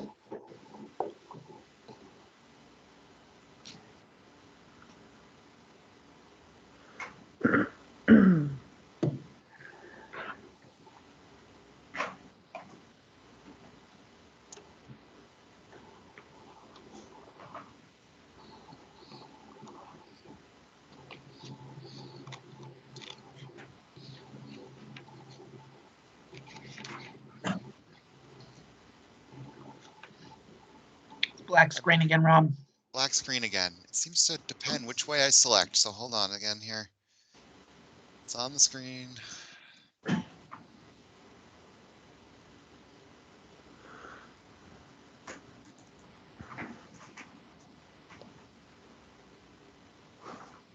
it showing conference? There we go. Okay. Okay, well, we're on the same screen. And if you could make that a little larger, that would be fantastic. Certainly. Let me close this thing. And what is this we're looking at? So this was I had a long drive over this week, and I had a lot of time to think about some of the feedback I've been receiving. And is everybody there? Are we ready to kick it off? Yes. Okay, and the feedback I was receiving both from the CUDs and from eligible providers point to maybe we need to diverge a little bit. The CUDs were worried that all the requirements, so kind of what it took to get into the program, were so intense and so comprehensive that they wouldn't be able to enter the program and access those resources in the near future. Meanwhile, we have other eligible providers that have plans sitting on a shelf that are ready to go and want to access funds sooner than later. So what came to mind is that maybe we're framing this wrong. Maybe it's a construction partnership as opposed to just a grant application for some people, and maybe for others, it's just that you're contracting. So what I did is I lowered the gate to where to initially apply, you have to meet just the minimum standards. You have to have a universal service plan. You have to have a territory set that you're going to provide to all underserved or unserved addresses. And I know we can get into that definition again if we need to, but that is what you need to apply. You also need to agree to, there was a part of the RFP that was certifications. So this was saying that you're going to obey the outside plant standards. There was a variety of other things in there. So you have to commit to that. So universal service plan, those criteria, and then you must decide whether you want to apply as a partnership or as a contractor. As a partnership, the VCBB is involved more throughout the process. We're providing support, we're providing additional accountability, we're providing some additional review of plans and making changes as necessary. It's more of a collaborative approach. If you're just doing as a contractor, you provide not to exceed cost. You agree that you're going to follow everything that the board has set forth as requirements and that Act 71 sets forth. And you're not paid until we perform an inspection. And then you can submit an invoice for your not to exceed cost. So in exchange for more collaboration, you get performance payments. In exchange for not getting performance payments, you can access things sooner and get started sooner. So I was trying to come up with the best of both worlds here as a different way to frame the program, rather than having like applications are due, you must have X, Y, Z, and 1,000 other things at that time ready to go. And I just wanted to put that out there because we can still use most of what's in the RFP. It would just be changing what the initial step is to submit an application. So that way we don't have people spending weeks preparing the application only to come to us and say your universal service plan is not acceptable. We can't fund you. Okay, before I go to Holly, I see Holly's hand up. I just want to be clear and ask this question of you, Rob. You're proposing this 1.5 pages instead of the RFP we've been going over? No, this is more of a thought document. Most of the RFP would still stand, except for the initial application steps. Okay, Holly? Boy, am I glad Stan's here. So I think that you can't configure this way for legal reasons. We can't contract with a CUD to be the vendor to the VCBB, but much more than that, I can't, my head just, it has inadequate bandwidth to be halfway through the RFP, pivot, consider a new structure, pivot back. I just think for the efficiency of the board's work, like we could, what I think you're proposing that I actually agree with, Rob, is that we could do phased granting. And similar to how we made a policy on Make Ready, we could do phased granting, and that'd be great. But I don't think we can do a contract for the construction in the way that you're proposing here. Maybe contract is the wrong word. In both cases, these are grant agreements. There's just different criteria that must be followed, that the applicant decides what direction they're heading in. I still would really, I beg you to go through this for legal review first before you bring it to the board.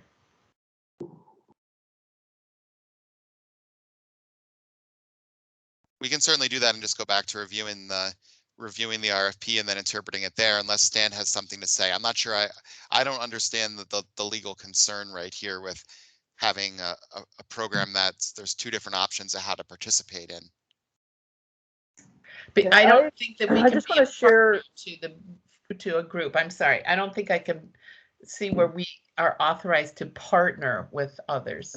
Well, I think maybe once again, though, it's the wording. Maybe it's not a partnership. It's just that you're agreeing to additional oversight and additional steps in order to get access payments on an ongoing basis.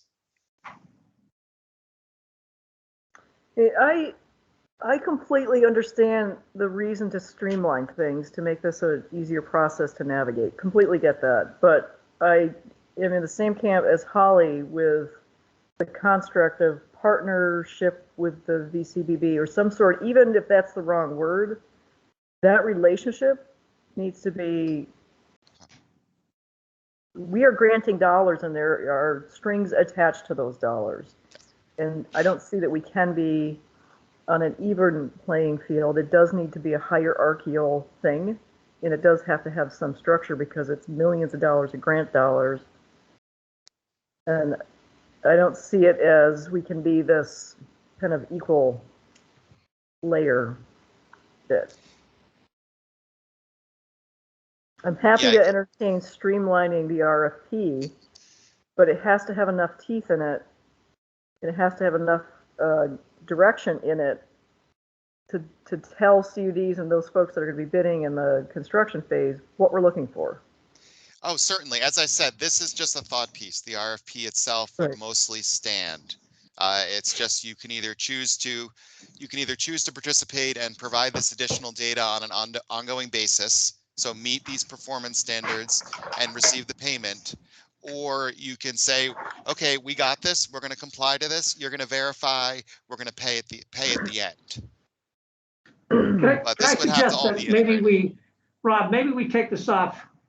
Okay. I think what we're saying, there's two different things here. One is the RFP itself, which is where we're picking up. But the other proposal, which you're making here, is really a phasing approach, and setting what those requirements are for the phases, I think is what the board is looking for. Yes, exactly. Yeah, so we can go off, you and I and Stan can go off and develop that for the next meeting. Yeah, I was just looking for direction if this was a direction the board you was heard. interested. But Rob, Yeah, go ahead. Rob, is it as simple? I'm just trying to get my head around it. Is it as simple as you're raising the possibility of having two different fund distribution methodologies? One would be kind of what we've been talking about, grant-based, requirements-based, and an alternative one that would be more reimbursement-based? Yes. Okay. And an eligible provider or a CUD could choose to be in either. So we're not choosing. Yeah. So it's just making that, okay, well, if it's going to be publicly owned, and if you want to, yeah, it's just if you want to have performance steps where you have to report back to us, where we review the data, Yeah. where we can make comments and give a what is it, like a notice to proceed, and get payment with that notice to proceed. That's one option. Or the other option is structured in many ways more like the connectivity initiative, but with the universal service requirement.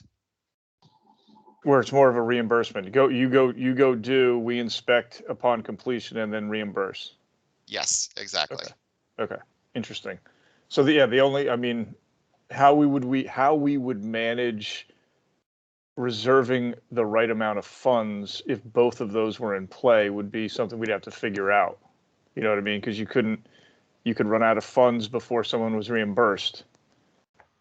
But that's a tactical thing. That's, yeah. If we want to pursue this, I get it.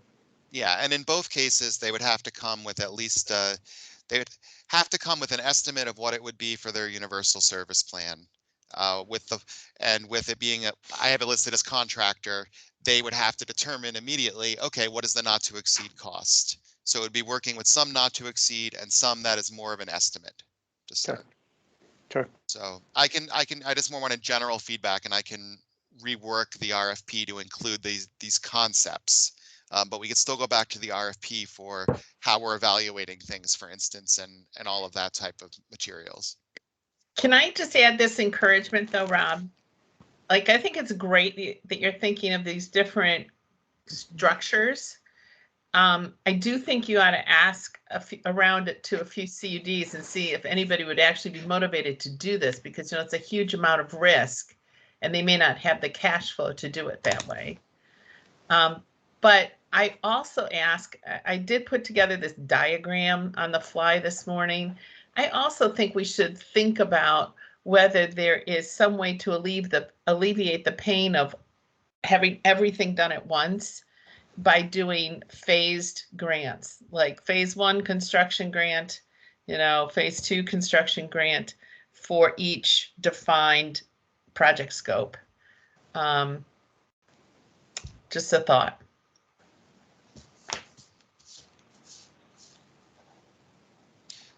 So would you like me to go back to the RFP now? Yes. And please. okay. See if I can do this again.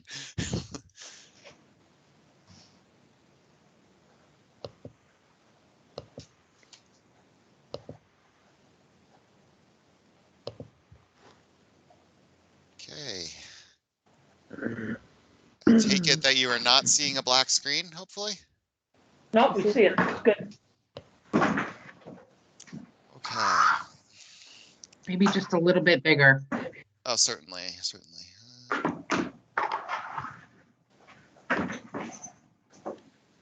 Oops. And this is where it sounds like we left off. If anyone else has a different memory, please let me know. Oh, And some of this would change to some extent, yes. All right, so we were on number 2 of project description? Yes, that's the consensus.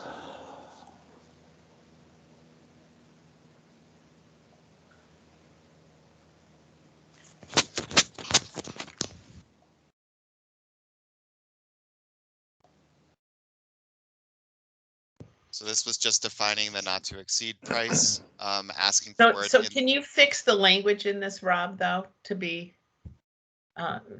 omit the typos? The board at its discretion review proposals under a cost per location basis, you know?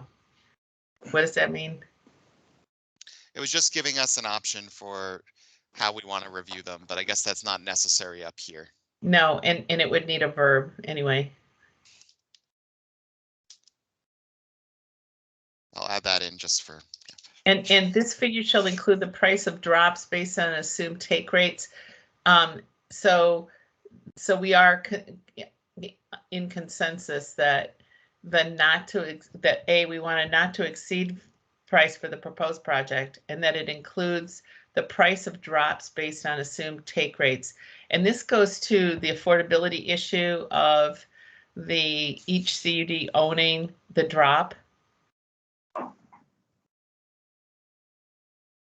I mean, there's been a lot of conversation about whether the construction cost should include the drop, especially when some of those people are going to be able to afford to pay for them.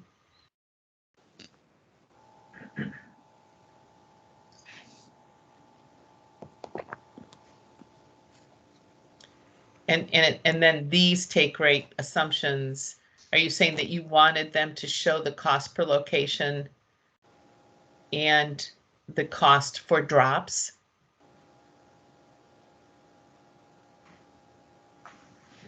Are those the criteria that you want them to include? They're not assumptions.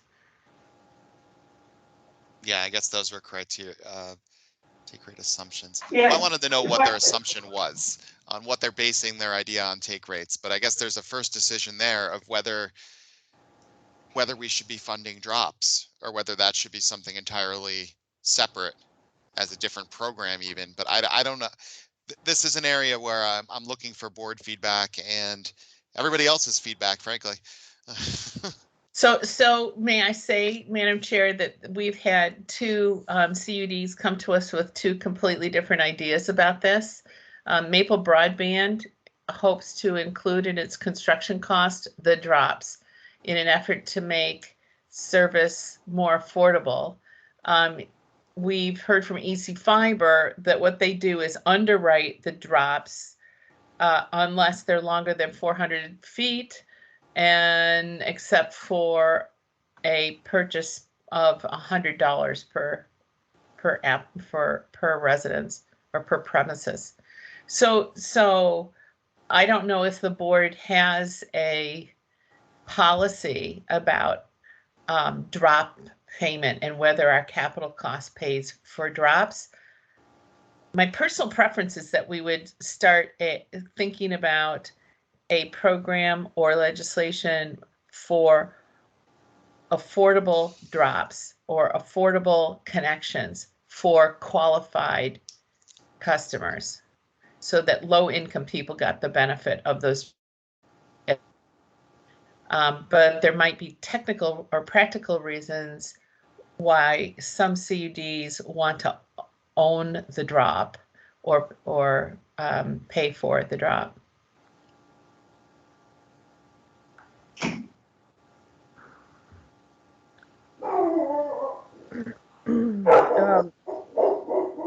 Holly, my preference is not to be prescriptive in this and to let the CUDs propose how they want to handle that. This is prescriptive, though. Agreed. Let Let me just say something. As far as building a business plan, you build a business plan on your cost of construction and the take rate. So it's important, to know that you've made an assumption on a take rate and you're measuring yourself to how we get to that take rate, because that has a big impact on, the cost per location. Because if your take rate's lower than you planned, you now have to raise your rates to make up for that loss. So I think it's important. It may not be a gating item or a gating decision item, but it's important to know and monitor. Can we state this figure shall note if the price of drops is included in their grant application? I agree that take rate assumptions should be included, but I think the price of drops, we could rephrase that to say that the applicant should note whether or not drops are included or not in their grant application. How about if we, instead of note, she'll describe?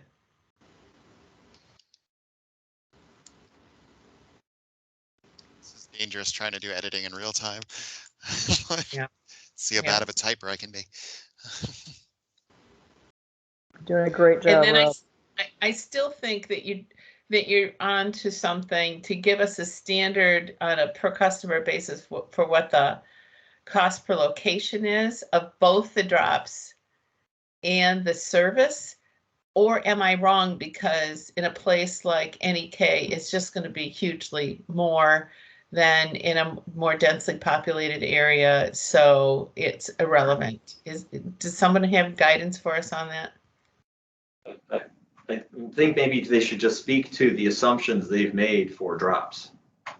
In some territories, the assumption is probably going to be relatively low. In other areas, the assumption is probably going to be relatively high. And if they just describe that, the drop cost assumptions, that should be sufficient. And those should be in the business plan they present as well. Mm-hmm. So one thing that I had in this section that I don't know where to insert it, but I'm going to bring it up right now. I look at this project description section that the applicants are going to be coming in phases. And if that's not right, I'm happy to be, corrected on that. My note to myself was, should we be adding a description of phases? Need to be clear, not thinking that we'll be come in with the entire build out. We expect to see tranches and several bites at the apple for funding. This also allows us to evaluate how they are doing one phase at a time. I think that's touched on elsewhere. Is this section?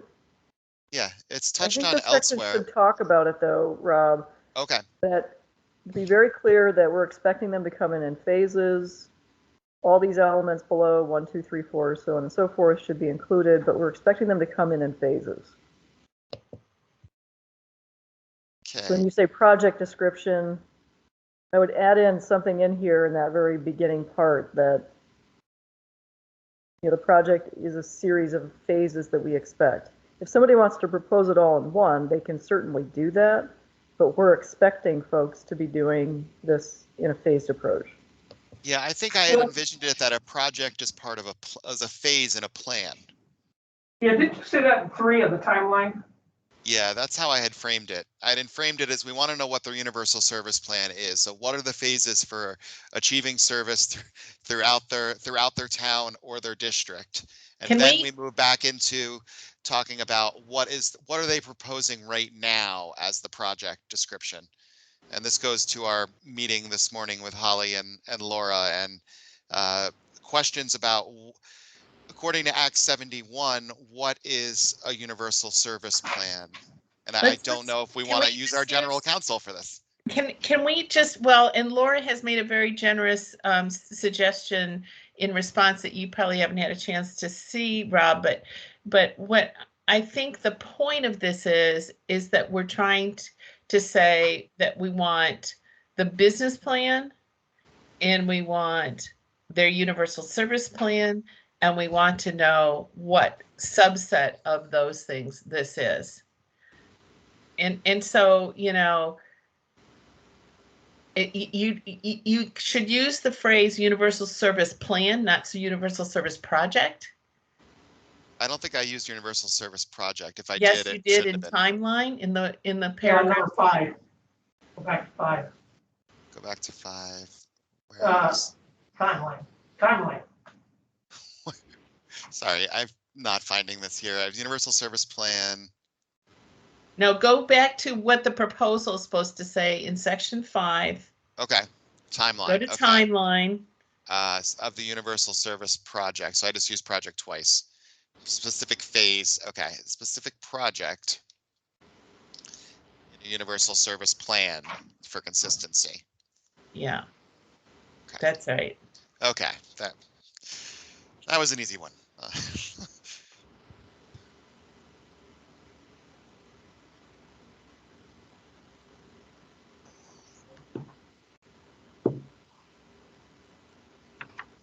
Okay, anything else in this section? And for the additional phase of the proposed, I don't understand everything after and for the additional phase. What is that about? Timeline for this project, it's the same problem. And for the additional, and for the additional phases? For additional phases of the proposed universal service plan. It should not be proposed at this point. It should be something we've agreed to, because how can we be approving construction Okay. for? Of the proposed. This was as if we were approving everything all at once, so that's why it was still proposed.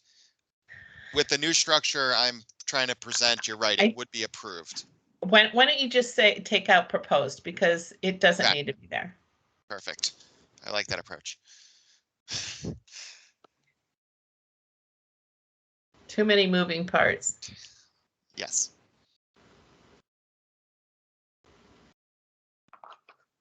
A reason why phased construction grants would be great.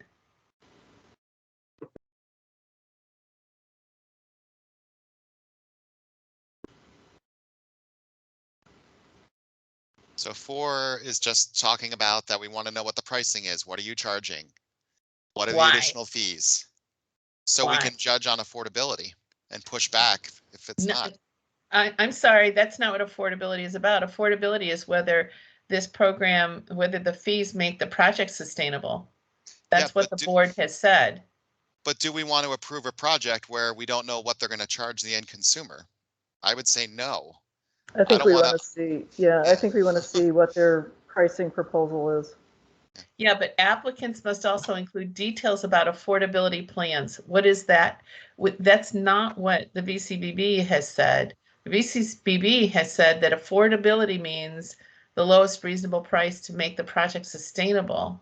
But I still want to know if they have a low income plan or if they're participating in various subsidy programs. This is all information that should be documented as we review. So just so you know, there is only one low income plan in the nation. It's just changing its name. It's called the emergency broadband benefit right now, and it's changing its name to something I can't remember. It's dropping its subsidy from $50 a month to $30 a month. And a CUD cannot apply until it is an operator and has been operating and makes applications to USAC and is approved. And it can't get approved if it's not an ETC unless it gets special approval by the FCC. I thought they dropped the ETC requirement. Well, they did, but you still then have to go through approval. And all I'm trying to say is you could say details about an affordability plan. Let me just get my head around what you're really going for here. You just want to know that they are going to say that they propose to do these things. I want to know that if they're considering it in their rate structure to the best of their ability, or if it's an eligible provider and they have a low income plan, I want to know what that plan is going to be. I'm just looking for more information here and proof that they're thinking about these things and intention in the case of if they if they haven't constructed anything yet. This goes back to different eligible applicants being in different places. Okay, and so would you be thinking that if a project comes forward that has 100 potential subscribers and 50% of them are low income, you would be looking for the business plan that reflects that subsidy for 50% of the eligible? Well, no CUD is going to come in with a proposal for 100 addresses. No, If an no, eligible provider I'm does, saying, it's. I'm saying you're doing this for the purpose of evaluating what the revenue stream on the plan is, the revenue stream on the project. I'm struggling here. Does anyone else Well, want to jump in? Yeah, I'm going to jump in. I'm going to read you Act 71, what it says, because I think there's, you know, It So, does have the first- word affordability in there, but we haven't really talked any further about what that really means, yeah, except to say. So Rob, I think that last sentence, there's a difference. You know, we all agreed that we want to build the network as low cost as possible so that we can provide an entry fee that is low as possible. While we're building a network that's 100 by 100, we may have an entry fee of, you know, say below $50 for 25 by 25. So one way, so I think there's two separate things in that bullet there. One is we want to know what their retail rates are going to be so we can assess that in terms of does it provide access at a low enough rate. But there's another piece that Act 71 talks about, is that when we do our annual report, we include what we're doing in terms of funding for digital inclusion efforts, such as subsidized equipment installation and broadband service, grants for long-term affordability plan, and outreach for digital literacy training. Which, in the new broadband bill, there's a lot of money for that, and you know, that's the, I forget the term, but it's a Broadband Inclusion and Equality Act. So I think we as a board have a responsibility, but I'm not sure the CUDs Right. have that responsibility. You follow? So do we not want this information? I can, like, you tell me. Like, I'm happy to hit the delete key as often as necessary here. In the name of CUD saying, oh my gosh, look at the hurdle to getting construction underway, it's a little bit daunting. Yeah, I think if we're just asking for information where we're saying if you have, first of all, if they have existing customers, they should be providing their retail pricing to us. If they don't yet, if they've done work on that and have even an outline of what their proposed retail pricing may be, it'd be nice to know that. And if they haven't done that work, it can't be a requirement. So may I, Patty? Go ahead. Yeah, I mean, I think that they have to do some of this work for the business plan. I mean, they've got to have some sense of what they're going to charge in order for this to pencil out. And if they don't, then we should not be funding them. Yeah, but that's there's a big difference between that and retail pricing, Laura. I agree with you. They should have a revenue forecast, but it may not be taken all the way into what a tiered retail pricing set of offerings looks like. Yeah.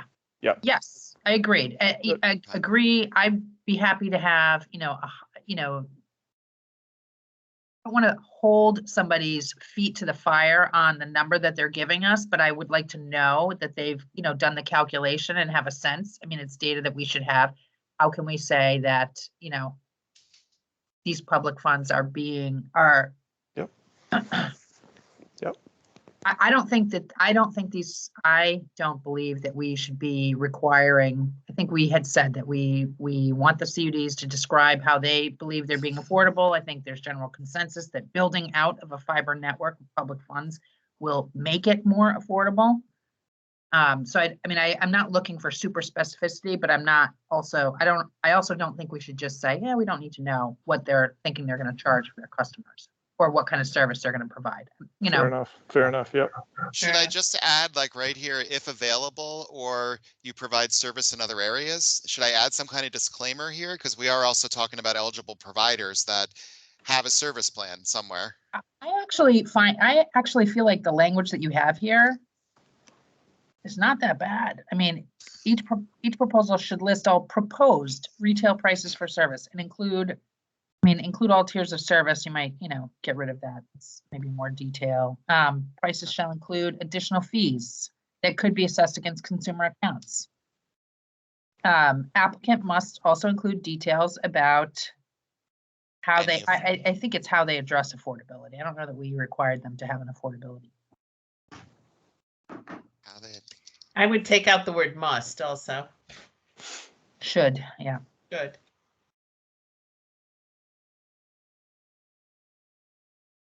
Yep, I agree with those edits. Okay. And I do think that the pricing information is something that we need to see. As Laura said, we have, if we have projects coming in and they're proposing $200 a month, that's something we're going to want to know about. Yeah. And Rob, you didn't mean to strike out the word service in the first line, I don't think. Right. Oh, for the first service. Got it. Yeah.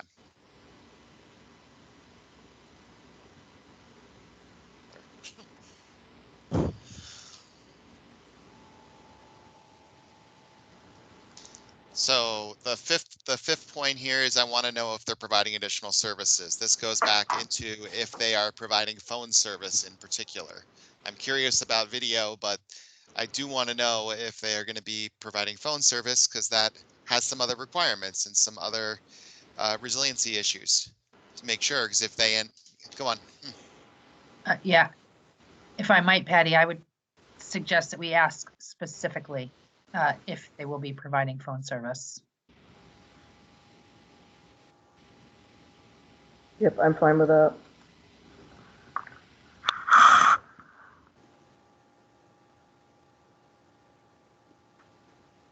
Should I put something and understand the requirements, the associated requirements, or any other language I should add in there for Nope. E911 stuff? Okay.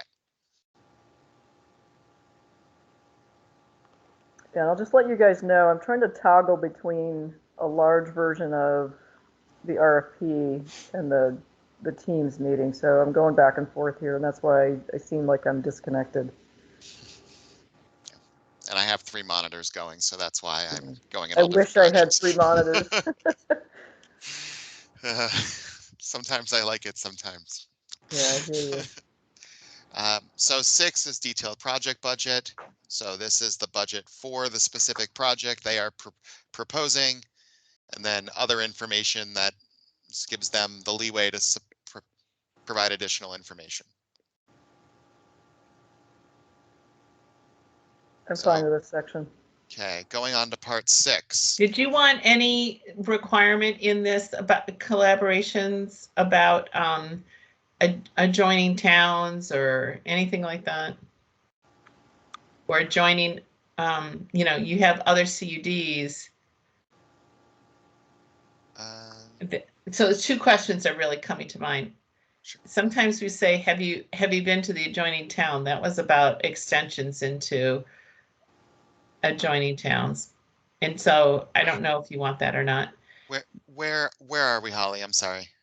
Part 6, Act 71 considerations, collaborations, and coordination. Okay. Seeks projects that leverage existing public and private resources. Please highlight any collaboration or coordination between the applicant and the following entities.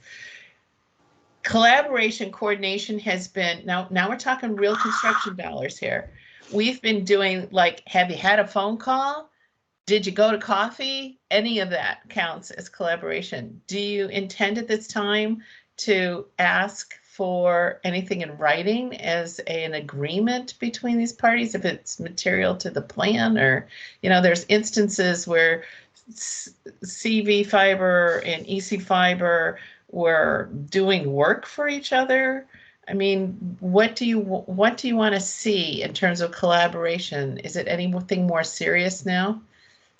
Like, I want to see that they're using the make ready tariff reduction, for instance. I want to know that they're coordinating with Velco for accessing fiber coming from my mind is slipping, for like I want to see that they're using what is available and what is out there to make the best and the most affordable plan possible.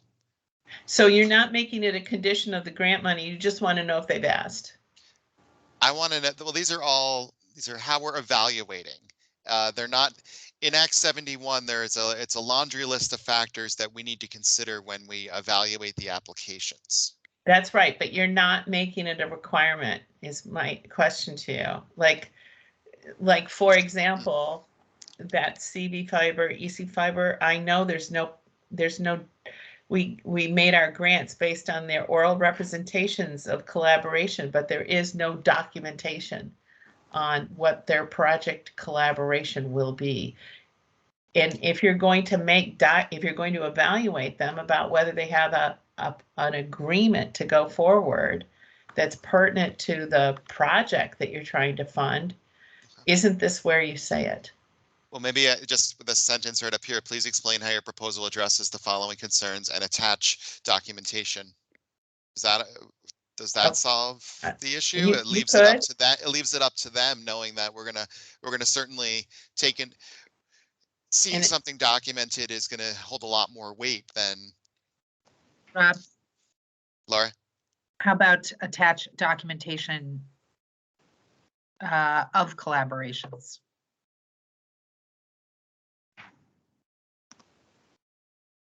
It's a little awkward, but that actually is saying like, provide us some sort of documentation that there is a collaboration. Not that I don't think we can't require them to have collaborations. No.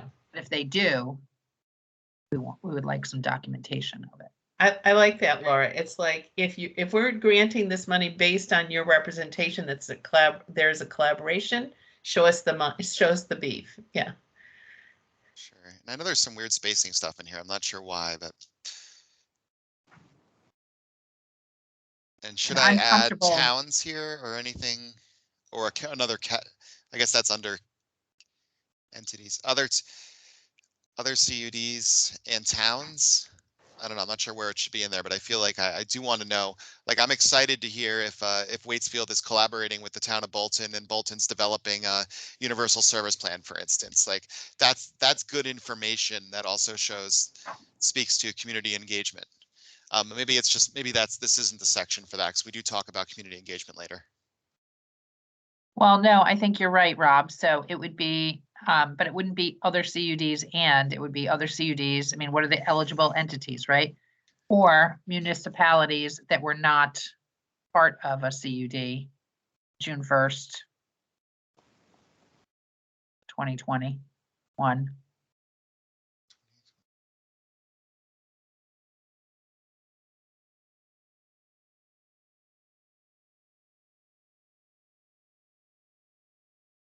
Any other changes in number 1? So, Rob, I can't see what you've changed. It's too little on my screen.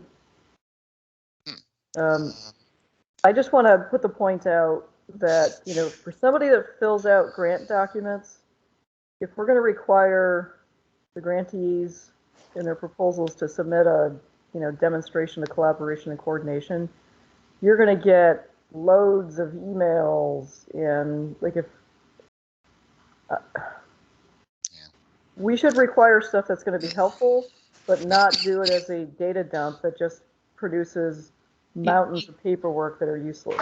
You could say any binding agreements or an instead of documentation or an attest. Yep, so like some form, give examples, just give, I would, if we're going to get some agreements or something, just be specific about what we're looking for so we don't get a mountain of emails and a mountain of I went to a meeting thing and that kind of stuff. Because one thing to note is they do have to attest that everything in this application is true. Agreed. But you're right, I don't want mountains of emails. Right, they don't want to produce it, and Rob, you don't want to look at it. Hopefully we'll have someone else on staff that is doing the first review of that. we actually don't want them spending time looking at it. No, we don't. I'm just So I'll let you put words to that, Rob, because again, because my screen is too little to see everything. just I gonna put think a you're note. suggesting that it be narrowed significantly. Yes. Like, Yeah. if there's, documentation should be a substantive form, like Holly said, an agreement that they're collaborating, that's one thing, but I don't want to make them to jump through a gazillion hoops to produce information that's not useful.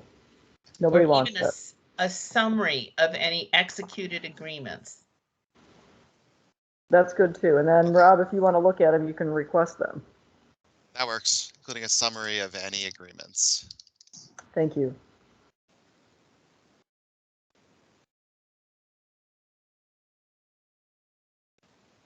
Does anybody else have anything in this section?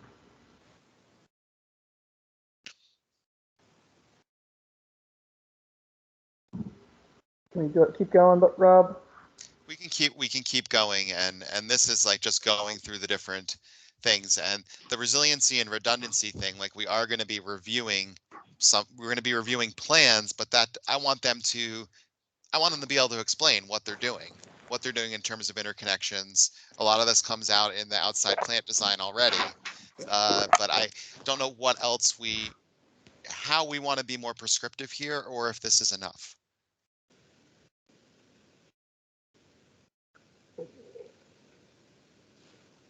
I was fine with what you wrote. Anybody else have comments?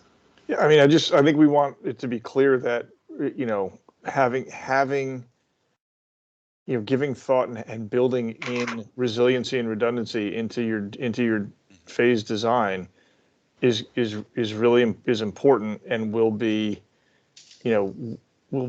scored or weighed more heavily. Applications that do that will be scored better. I don't know how else to put it. We're not telling them what to do. We just anybody who we ask, so walk us through your resiliency plan, and they say, that's not going to go well. If someone has a thoughtful approach to resiliency that they can walk us through in 15 minutes, that'll go well. Same with redundancy. We could note this is an important criteria that will be evaluated in the proposal. Yeah, well, but we're not telling them how to do it. We're just telling them what we're looking for. And all of this will be evaluated and considered, like, unless we want to start ranking some of these things, but Nope. No. Nope. okay, good. So leave it as it is. Okay.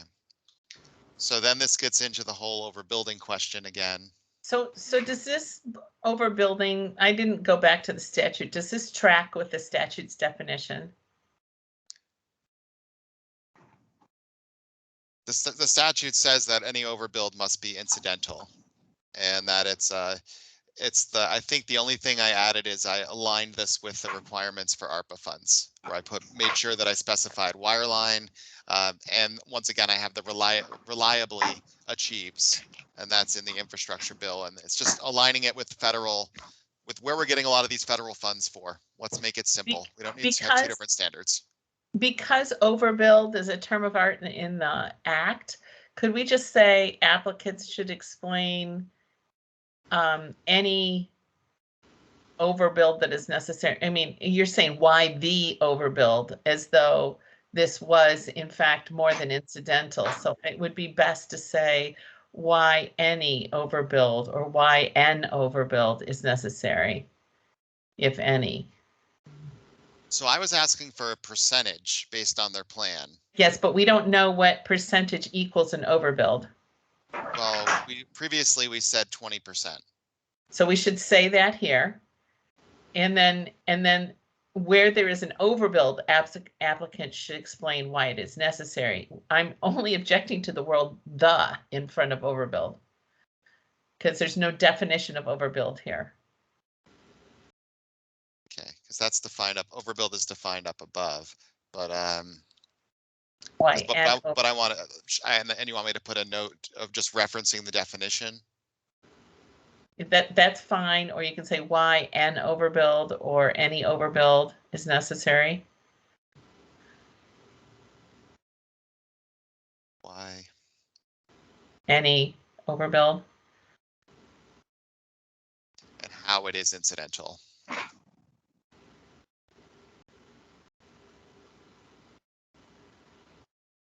Does that work?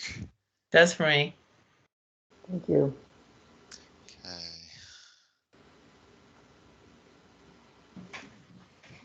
So this actually quotes right from Act 71 about overbuild, about what is allowed.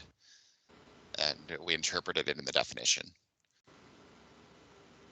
So sustainability, like this is giving them another chance in addition to their business plan to describe how they're going to make this all work. Universal service plan.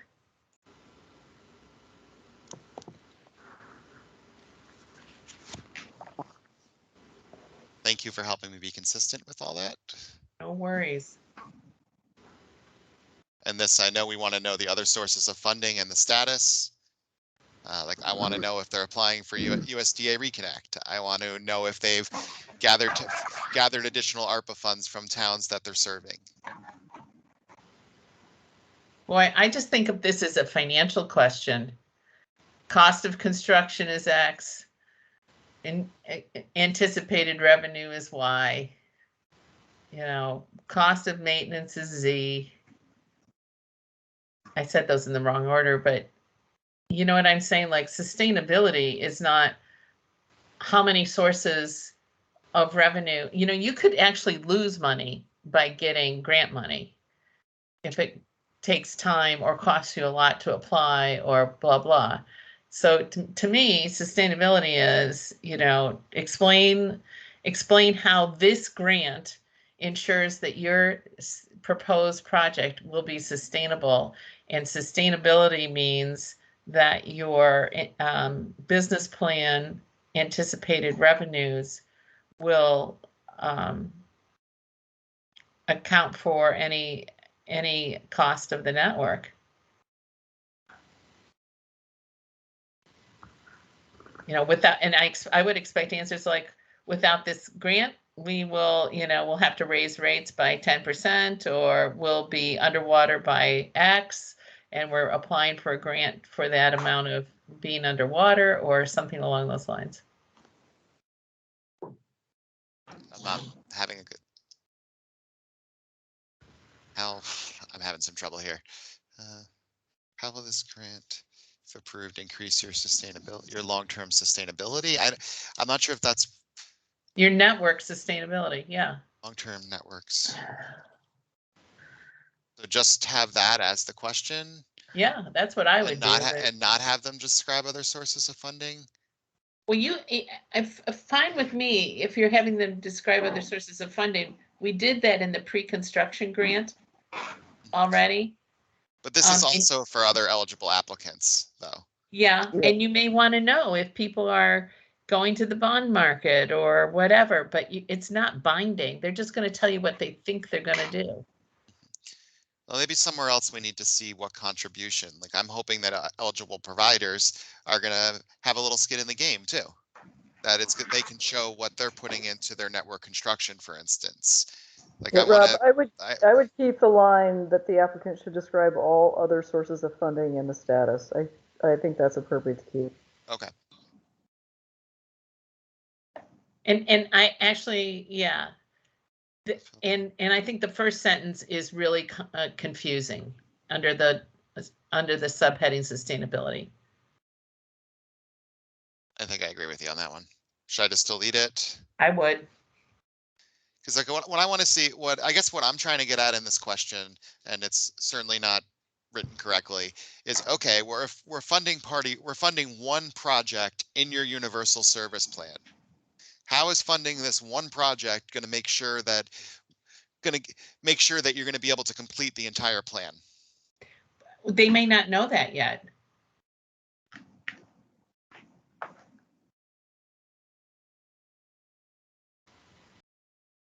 Anybody? Let them answer the question how they best see fit to answer it. Okay. Because what I want to avoid is a situation where it's like, oh yeah, we have a universal service plan, we'll do this, and then they do one proposal and come back and be like, oh, we determined it's not sustainable. Thank you, goodbye. Well, I mean, that's the business plan, right? Mm-hmm. Yeah, I guess that is the business plan for universal service. That's true. And that's something that they're gonna, like all the CUDs are gonna have a viable business plan that describes this. And It's gonna be it's weird- something that's more of a challenge for other eligible providers. So my understanding is that we've been doing this thing with the pre-construction grants where we just kind of go, oh, check the box. They have a business plan. Oh, check the box. Are you now saying that you're now going to read the business plan and evaluate whether this construction grant is applicable to that business plan? Because it's, to me, a little wonky. Well, I would assume, since we've asked for the link to the business plan in all the applications, that I'm taking a look at it, and I would assume that we would do that in this case too. Yeah, I would assume, let me kick in here too. I definitely was looking at the business plans when I was looking at the pre-construction. That, I think in this case, we want to go over it. But I would like to go over it even more thoroughly to ensure that their construction plan ties to their business plan. Like, So I why want don't to you see how this ask puzzle them? piece fits into the overall puzzle. Yeah. So why don't you ask them for that? Why don't you say, please describe how this grant is consistent with your existing business plan? I like that. That's good.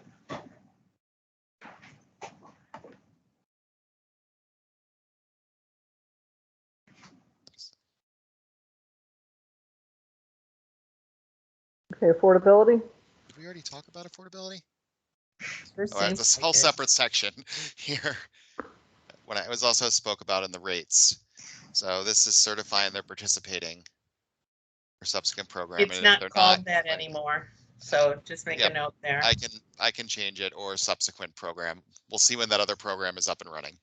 So It's supposed to be, if you haven't applied for the EBB by December 31st, you can only apply for the other program. So I'd rather leave or subsequent program. We can put the new name in it, but Okay. I've seen how things slip at the federal level.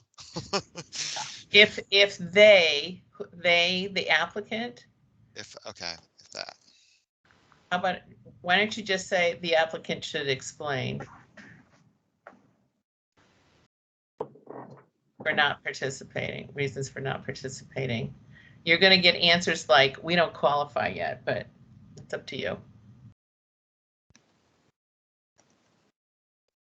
Does that work? I'm going to say again that I object because the board has said that they're looking at affordability as keeping rates low based on keeping the cost of capital low, not based on how they're working out subsidies. Just making a note for you. Oh, I'm going to say I want to know if they're doing stuff in addition to that as well. Right. Inquiring minds want to know. Okay, So- we I are- will say, I don't know that we have ever seen a subsidy of these massive telecom companies like we are seeing now. So, I so agree, Laura, and it's really not going to really even have anything to do with the CUDs. But well, we'll have to make sure that it does once they're eligible. So, yeah, just a footnote, I had a long conversation with one of the incumbents, and only 3% of their eligible subscribers even qualified for the subsidy benefits because they're so difficult to apply for. So one thing else I also want to note is that the CUDs are partnering with eligible providers. Like, they're not providing the broadband themselves. So those like GWI or Waitsfield or whomever else other CUDs partner, they may be providing it. So we'll see where this all lands. I don't have an objection to it. It's just inconsistent with what we've said. Okay. Okay, so the attachments, viable business plan. Do we need to define this more? Since this is what is defined in Act 71. And we have to, any eligible applicant has to provide this. Is that fine, or do we need more explanation? I think it's fine. Okay. Letters of support. I want to know if there's community buy-in. I want to know what the community. Such a Like, waste of time. is it a waste of, is it a waste of time for individual towns when they have a provider that's coming They're to? members, if they're members of a CUD, Yeah, it's not and what does it, required. and if a small carrier, an incumbent, comes to the select board and says, hey, we want to build out some more fiber in your town, would you give us a letter of support? Who's going to say no? Yeah, I actually don't- would support it. Except for CUDs. I mean, CUDs already have, I mean, they're formed by, I mean, support of mutual municipalities. But if you have other providers coming in, I would like to see a letter of support from the municipality. Yeah, I want to know that they're engaging their towns Okay, rather than can we coming use to us the first. word, can we use the word municipalities instead of communities? Well, it could be from their municipality. It could be from a school in the community. It could be just Yeah. showing that there's some buy-in and public engagement. Okay. But I can also change municipality if you want. Why people complain that this is such a burden to apply for. Yeah, I think we only want to put in things that are really necessary and not make it as Holly said, not a burdensome process. I don't think we should require letters of support from the CUDs. I mean, they literally are formed from like the communities themselves. But for non-CUD applicants, I would like to see a letter of support from the municipality. Okay. I don't care if the, biggest business supports them or, I want to see the municipality. I mean, not part of this, a large activity here is, engaging, getting some public accountability. And at the municipal level. So I'm going to say not required. So the CUDs can very well say that they have buy-in they become a member. The So towns it's voted to applicants become. that are Yeah, not. can we say non-CUDs are encouraged to include letters? So I would like CUDs to not have to submit letters. Well, no one is But- required to.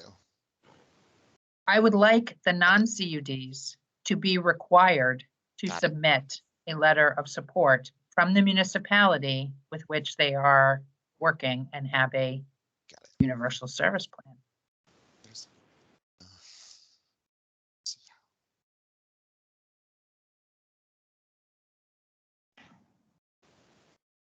They plan to provide universal in which they will be providing universal service. To No, which that they provide, that the project will, where the project will provide service. Just project. It's the project that's under consideration.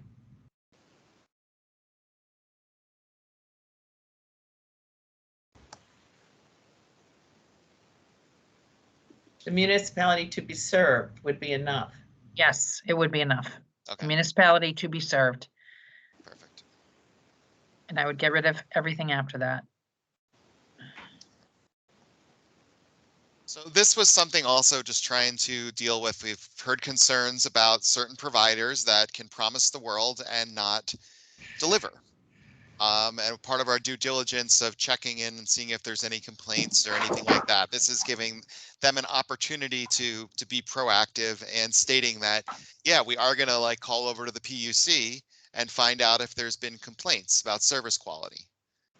There is something to be said that those complaints might disappear when they switch to fiber, but it's just giving some type of another opportunity for communities to participate, the public to participate, and providers a chance to respond. I think this makes sense, but the second sentence is worded awkwardly. Respond preemptively to complaints. In fact, I wouldn't draft the first sentence so that it makes an obligation on the board. I would say the applicant is advised that the board will review complaints and service, may review, and the applicant should address any, any pattern of complaints or something like that.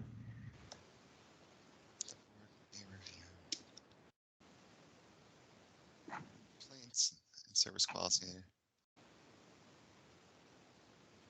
Involving Okay, yeah.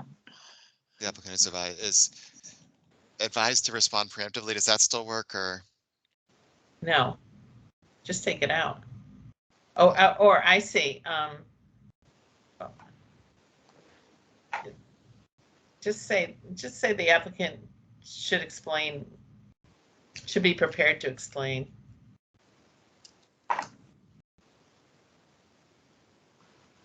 Should be prepared to explain, or is encouraged to explain here? You know, here's the problem. If I'm Topsham Telephone, I am only using them because that's a service provider where I reside. I don't know what you're going to really be looking at with regard to quality complaints. I don't know really what's going to rise to the level of board concern. So I just think you're just putting them on notice that that you might do it. And if they have a problem in that regard, they may address it, but it just puts them on notice. I could say and are welcome to address it in the application. Or just leave it as it is.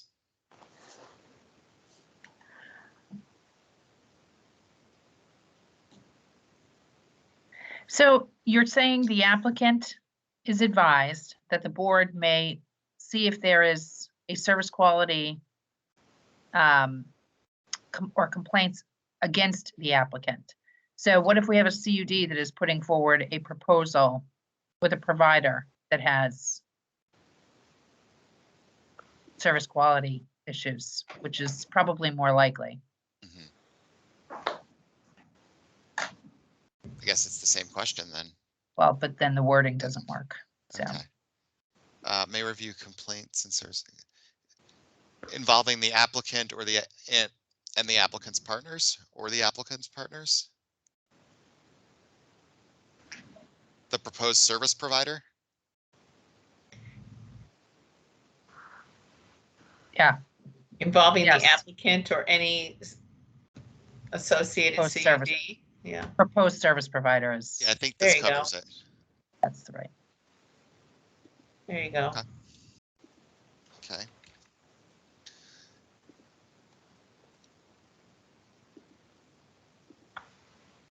This is just a request for confidentiality.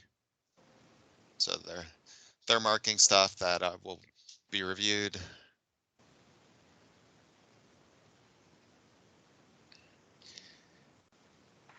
As I said, some of this will change if we go through a phased approach, or the approach that I described at the kickoff to this.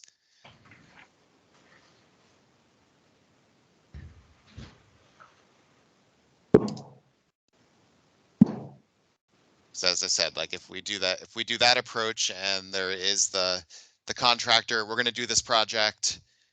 We're not going to get paid until it's verified that we did it as we said. They're not going to necessarily be submitting detailed project plans.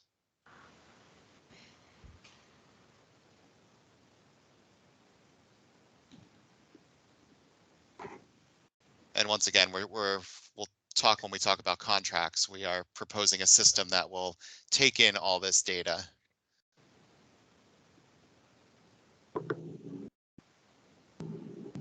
Nothing in there.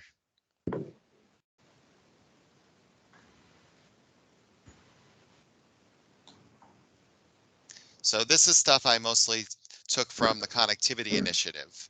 I can't remember where we landed on the number of months that they have to construct it. Did we change it to 24?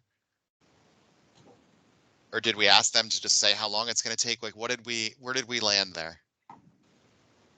For how long they have to construct the project, not the entire universal service plan, but the project. So doesn't it seem, board members, that we would want a performance review at every 18 months anyway? I think we can write in the grant agreement, we can call them before the board whenever we please. So I can tell you, for me, 18 months originally was about making sure that we are providing enough cushion between appropriations. I wouldn't disagree that we should be checking in on accountability, but I mean, I think we're kind of, we can do that in other Or do we want to say within 2 construction seasons? Like, there's different ways we can frame it. You can ask for a report annually also, you know, I mean, Mhm. Rob, what is typical in the other grant programs you've administered? 12 or 18 months usually. We want it at least to be the project to be started. We don't want to award a grant to somebody and them not to even start the project for 18 months. Mhm. We want this money to be used. So I'm trying to think of how to structure it that we can enforce that, but also recognize that the time frame could slip. Aren't you going to get a proposal that says when the service is going to be provided, and you just want them to be on track with that proposal? Because I'm a little concerned, like, I don't know, but you could, 18 months is, if you start now, would be 12 months of winter and 6 months of construction season. And you might not be providing service yet. Any suggestions on how to address? That's why I said the 2 construction seasons as a way of dealing with our wonderful winters. That's But pretty that's also it's undefined though. right. I think 18 months is fine. yeah. I think it's fair. So you want them offering service within 18 months? Yeah. Patty? Because that helps Yeah, people. yeah. I mean, that gives them 2 like if somebody were to apply right now, you've got this winter and next. In between, you have a construction season in between the 2 winters, and then you have a construction period afterward. And they can choose when they apply too. That's the thing. They can also ask for an extension if necessary for. I mean, if we put 18 months and it's just it's crazy, I think we're going to hear from all the CUDs anyway. This is also to try to encourage the phasing of projects too. It's true. In number 2, don't you want same rates and terms and conditions or better? Yeah. Well, that's actually a reality in the world of Topsham Telephone, for example. And yeah. Better than offered to applicants' existing customers. Does that work? Yeah. Rob, in number 3, what happens after 5 years? You have to offer. We can adjust that higher.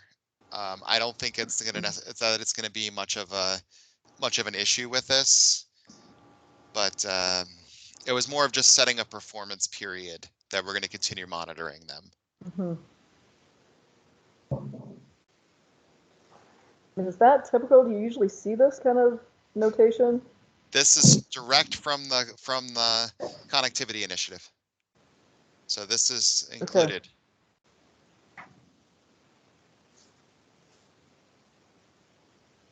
Okay.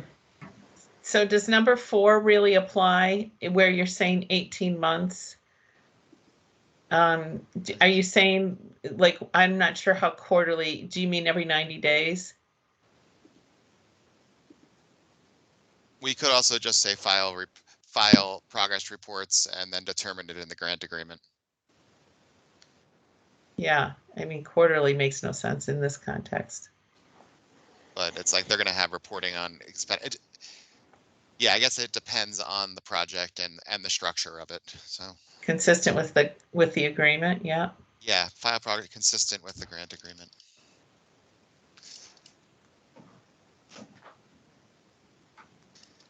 And state and federal requirements. I think I may have put quarterly in there because of some of the reporting we have to do. I'm just saying that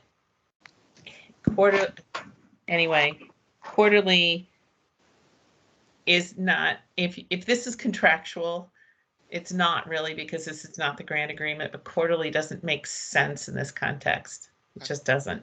I think it's fine to be a little vaguer now, and we'll deal with it in the grant agreements. Okay. This is something that's not from the connectivity initiative, but if we do an online system of wanting to be able to get updates as the addresses are connected so we can update our maps. so people know when service is available. At each address in the project or at each location? Like I said, location. And for purposes of this document, is location, does location mean un or underserved? Un or underserved and on the grid. But we really want to know anywhere, I guess, connected monthly updates. And do we want them also to be required to notify those addresses that service is available? Oh, gosh, yes. You know, that's a big, our town is sitting on $1 million project that nobody knows about. Notify those addresses that service.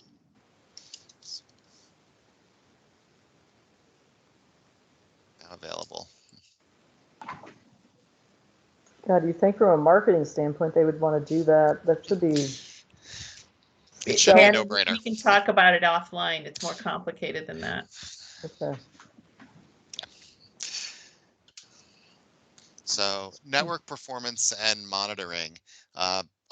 This was the, I'll turn this over to Christine. This was your idea, and I don't know if you've been able to investigate how feasible this is. We can always change will to it's may. quite feasible with the network operator. Basically, what I'm saying is we want ongoing monitoring of the network. And with today's technology, you can do that right down to the address. What we don't want to do, what this is to avoid, is the situation where we get a one-time performance test that says we're good, yet, you know, it degrades over time for some reason, or, you know, the allocation of network bandwidth isn't monitored on a regular basis. So we want regular network reporting. Okay, so I should also add this under attachment then as well. This is saying that we're going to evaluate based on this, but we don't ask for it anywhere. If we feel that we should do this, because this is. Is this handled today? Has the state ever had oversight to network performance? The only thing the state has ever done is to accept the tests done by wireless providers to say that service is available at this place and time and this distance at a certain location to verify the speeds. That's the only thing that I know of that's been done, but it's certainly not ongoing. So it's a whole new thing. It's something I see as valuable, but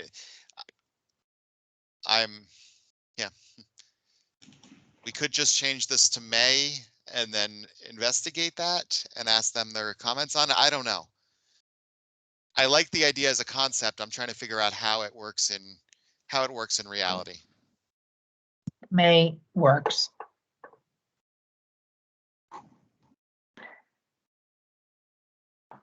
Well, may and required is not really. Maybe asked to include, no, we're still asking for we're asking them for how they monitor the network's performance. You're muted, Holly.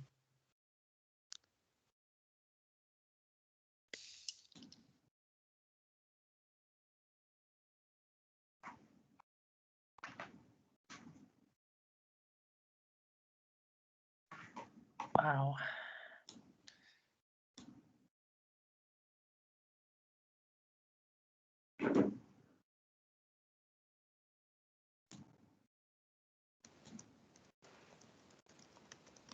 Yeah. Still muted, Holly. Yeah, I can almost get the message. I can almost read lips.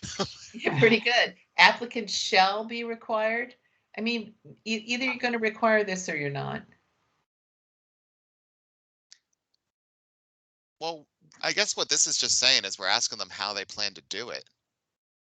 How about shall be required to describe network performance monitoring and reporting plans? Yeah, I think that's good.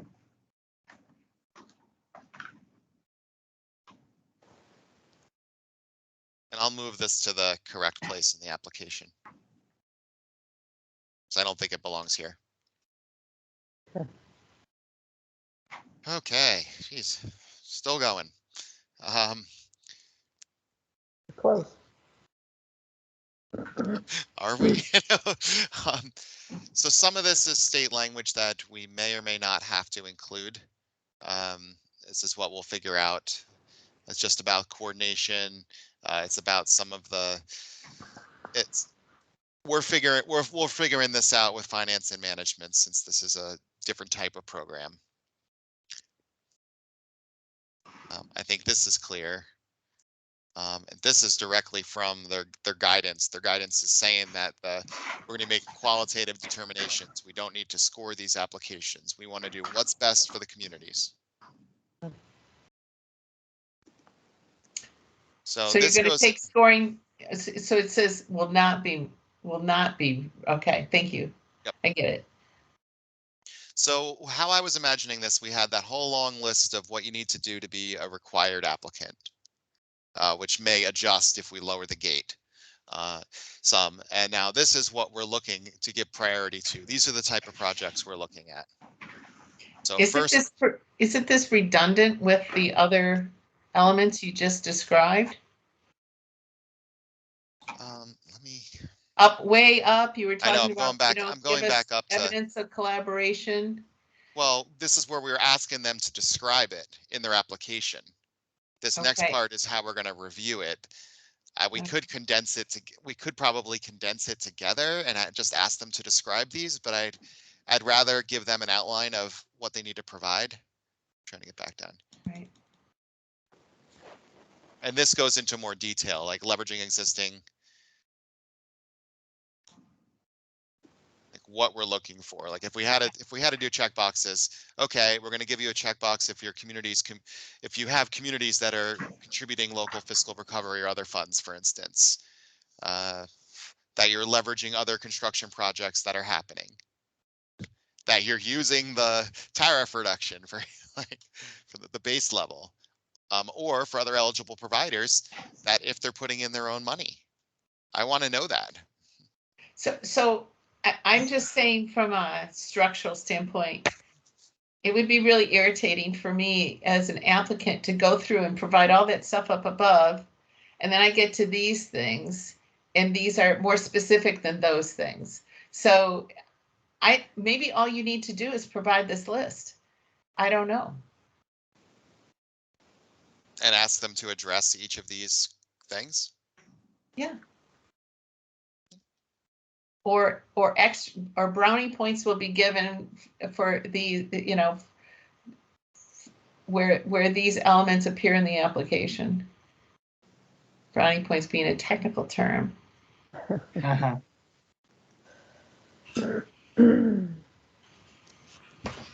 Yeah, I could work to combine them where I could have what I'm asking for and then just say how we're going to be viewing these. Rob, Go ahead. Under B, demonstrate project readiness and community support. I'm less excited about letters of community support than I am about having a solid construction plan. I want to see project readiness, but they've got solid engineering plans. So less soft and touchy-feely here and more concrete. Okay, so. And we just had that conversation. Above, yeah. Yeah. So. Take it. I would take so out. Take out. You think take out community support or take out that whole thing. That whole all of B. All of B. I was trying to go along with Act 71 when I was doing. But I know, but you've already asked for evidence of collaboration. You've already asked for non-CUD's letters of support. Why this is so? It was more breaking it down into what are the components of the application versus how the applications are going to be reviewed. And I certainly welcome, I can certainly try to restructure this or welcome someone else restructuring this. Like my goal with this whole thing is to take as much feedback as possible and to integrate as much as that feedback as much as possible to come up with another draft of where this can be. Like I said, you're doing a great job, Rob. It's not that you're doing a bad job. It's just that these are redundant to the things that are already stated above. So I would just put them where they belong. Okay. Or So add evaluation criteria after the request for information. yeah, because Just it's very confusing the way this comes up. Like, okay, now am I required to submit these things? Or I would literally make it say, we'll be looking for these things. Okay, I can try to integrate it together. Most of what I've seen in RFPs, it's broken down by what's included in the application and then how you're evaluating things. The other thing I could do is move this up to the top, right after the eligibility criteria. This is what we're looking for, how we're prioritizing projects. So you see it before you get to the section that describes what should be in an application. Well, it seems to me that what we're now going to do is go through each of these criteria and try to make them consistent with the notes that we gave you on the paragraphs above.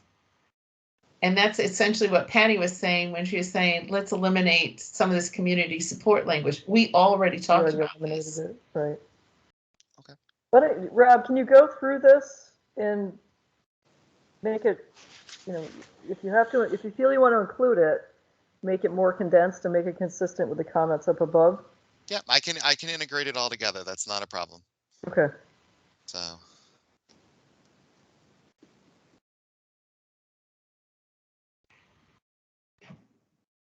And I really question whether we're even qualified to address equity impact.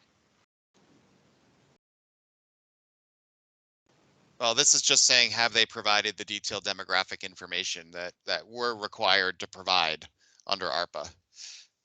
Okay. It's not necessarily evaluating it. It's like, okay, well, we need this. All right. Because this is a statewide project. This isn't a project that we're looking to do in one small community. The equity impact is a statewide project? Well, I'm saying like our entire effort as the broadband board. Yeah. Okay. And the feds want to know if it includes qualified census blocks. Okay. It's yeah. I just don't get the other part, but okay.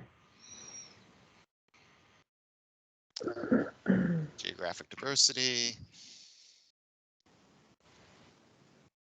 And I think I had this where it may implement a formula. We've already decided on a formula, so I can change this.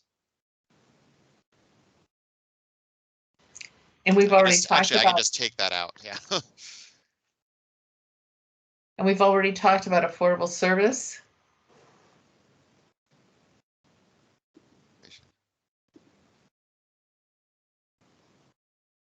So you're right. A lot of this can be, we just won't have a separate section that says how we're evaluating the applications, or we have it above. I'm just worried it might get too confusing, but I can experiment with it. My sense is that you shouldn't be asking for the information unless it's pertinent to how you're evaluating the application, right? Right, but we should provide our criteria for evaluating it. Or maybe we don't. Maybe I just list, don't. Yeah. I'll see what I can figure out over the next week. So in section E, you would expect the applicant to provide the service rates of neighboring areas. You're right. That does force us to look at it. And we're not asking them to provide it. Onerous to the applicant too. Yeah. No, it is. And you're right. We are asking for all this above. So I'm just going to integrate a lot of it. And then I guess there's some that I didn't like. I did like F here. Where is it? This was the including public broadband assets that can be shared remote. Once again, it's taking this right from Act 71. Right. So this is asking, okay, well, is the infrastructure going to be owned by the public? And then it's the things that are highlighted are things that I added in there to try to get more at that issue.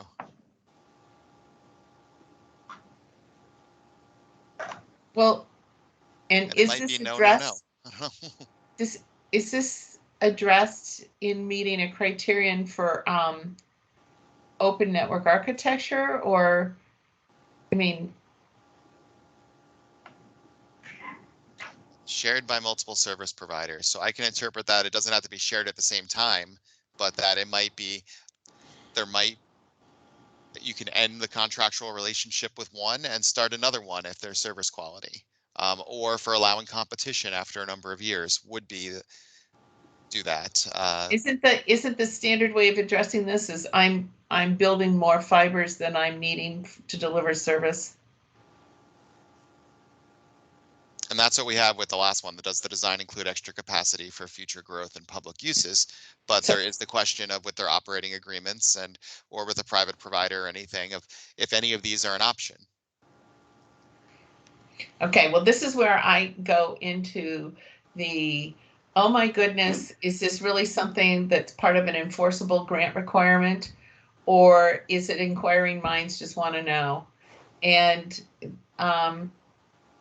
does the project create a public broadband asset? Well, there's a loaded question. Well, who's going to own it, right? Mm-hmm. That it's economically sustainable. Well, there's a complex question. Number 2, and will ultimately be eligible for financing in the private or municipal bond market. Now that should be under the sustainability question. I agree with that, under sustainability.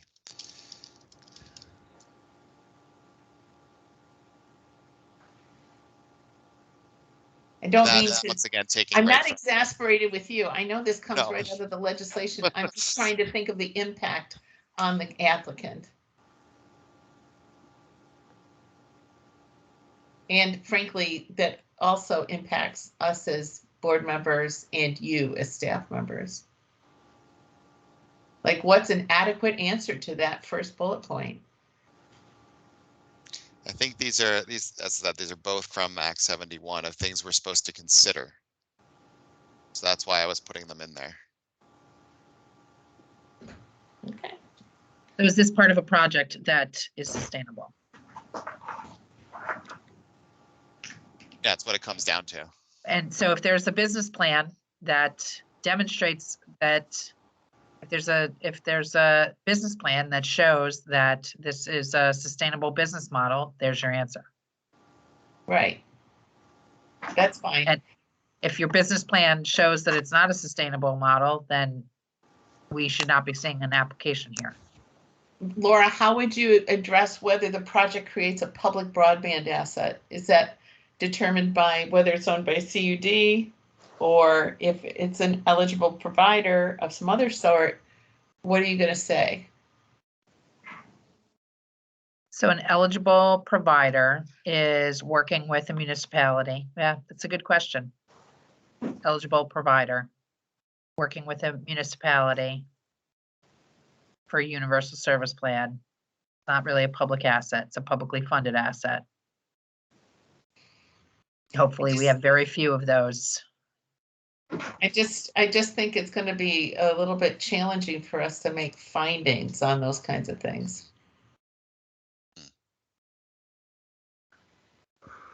But you know what? Stan's going to figure this out. Hey Stan, can you define public broadband access?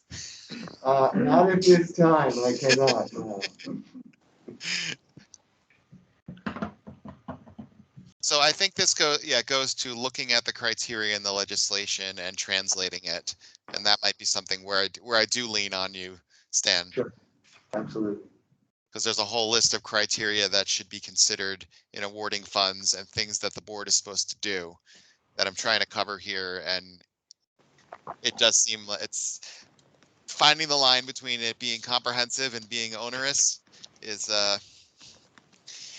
I can't figure out how to hit there, It's a balance, right? how to bounce that. So, okay, and then the things that I highlighted were things that I added as I was trying to get to what the intent was. They can also just be deleted at this point. Or things that these are things that we would look kindly upon, I guess, is a way to frame this.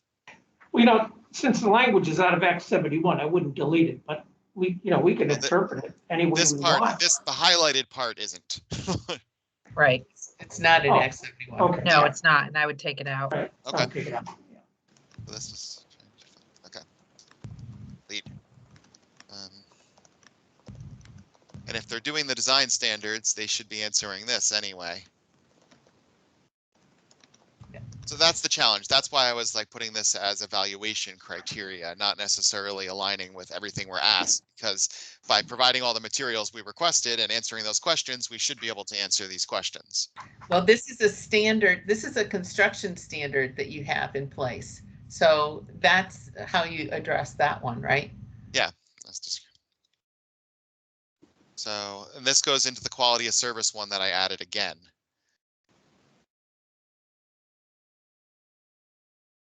Why did you, oh, around the evaluation. So Yeah. this language should be similar though, right? It should be very similar. It says that we're going to perform this review.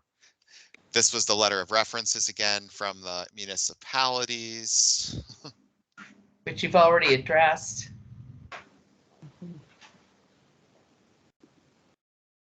So I don't necessarily need to define any of this. I could have it right up at the beginning and just list the criteria from Act 71. Just a laundry list, A, B, C, D, E, F, G, and not go into describing what it means. If that's right. easier. And then you've listed what you want provided. I'm sorry, Patty. I would encourage you to do that. As somebody who fills out grant applications, you want to read fewer words and just get to the, it's a lot of work, you know. Okay, I'm going to put a note for myself of just delete this section. Only include letters. This is my own little. Okay,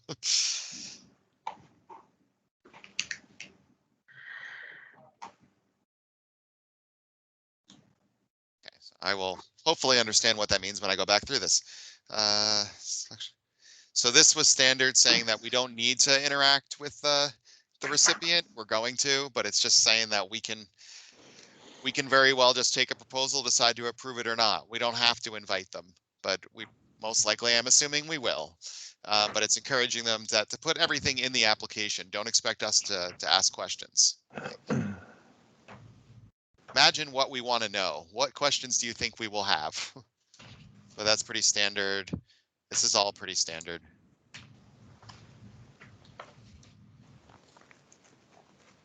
I don't even know where that footnote is related to, but I'll find out. And this is all standard as well, believe it or not. What about the proposal ownership line item? All deliverables submitted as a response to the RFP shall become the property of the board in the state of Vermont. That is a question that I will ask Stan to look into, because that's something that there's a strange setup within the connectivity initiative where a proposal isn't public unless it is funded. I don't know if that can apply here. And then there's the general thing of like, okay, well, if the general language of, yeah, I don't know. I don't have an answer to that. And it's something that I'm going to ask Stan to look at. My question goes to the public nature of the proposals. So anybody applying, does their application become accessible to anybody doing a public records request? That's what I was saying, how it's different with the connectivity initiative, that they only become accessible if they are funded. If not, they are protected in their entirety. What seems like what we have is that you can request that certain things be protected because they're confidential for business reasons or whatever the litany of reasons that you can request confidentiality, but not a blanket consideration that it's not public until it's funded. I don't know. That's a question. Yeah, and I would add, we expect some of this to be redacted. But again, that's work we need to do with Stan. We can come, we'll Right. come back to that. Has anybody introduced Stan to the parking lot? No, I will introduce Stan to the parking lot. Stan, you're on the parking lot. And for everybody listening, this is a list of items, not a reference to anything. We're not getting fired. Just to be clear. And I did provide staff with a document transcribing the entire parking lot recently. What was that? I did provide you and Rob with a document that transcribes the entire parking lot recently for your convenience. Okay, thank you. I think I used that. So I'm trying to think of other things that we had to discuss that were challenging and we skipped over. And Well, it's one, 317. It's 317. I'd like Oh, to get to okay. the budget items. We want to Okay. fit in budget before public input at 3:30. sure, and we can address those when I come back with another draft, hopefully closer to a final draft. We should also discuss next meeting of whether it is going to be 2 weeks or whether we're going to try to just get through this. But so should I stop sharing my? Should I stop Rob, are sharing my? we all set? You're all set with the RFP at this point? I'm all set with the RFP, except for Okay. some issues we may have to come back to, but Okay. I can Thank at you least very get us much, to another Rob. good draft. Thank you very much for all your hard work on this. Very Yeah, well. thank you, Rob. So the Okay. next item before public input is a budget. Christine, do you want to key this up? Yes, I'm ready. I will be ready, or we will be ready to present a budget to the board on the December 13th meeting. With that said, there's a couple items we need to move on. And there are 3 items. And one is not a just getting permission. I believe we probably have that authority now, but I didn't want to actually move forward without talking to the board about it. In the budget, we're going to request funds for a fiber optic engineer consultant. But we'd like to, we'd like to get started with the RFP process right away. We won't be spending any money for a while. The RFP process probably takes about 2 months, but we'd like to have that person on board in January. So if the board doesn't mind, I don't even need a resolution on this. I just want to make sure if you have any heartburn about the fact we're moving forward with the fiber optic RFP before the budget is done, you have a problem with that. And just refresh us, Christine, on the function that this consultant will play and provide. Is it technical expertise to the construction grant applications we're going to be receiving? Yes, it's really to focus on the outside plant requirements, make sure, I want a credentialed person to do that. Okay, They'll also be looking at how all the plans fit together too. Okay, so they will be a fundamental reviewer of any grant application, and then the grant applications in totality alongside staff. Yes. Hearing no heartburn, going once, going twice. And this was in the original. Slow down. Yeah. This was in the original. You had a line item for the original budget on this. Yeah, it was $100,000. Over what time frame? Over Calendar 22? Until the end of 22, but now I'm breaking the budget up to the 2 components. But it's the hundreds for calendar 22 effectively, right? Yes. Assuming, right, Yes. okay. I'm sorry if you already said this. Is this a contractor or an employee? Contract.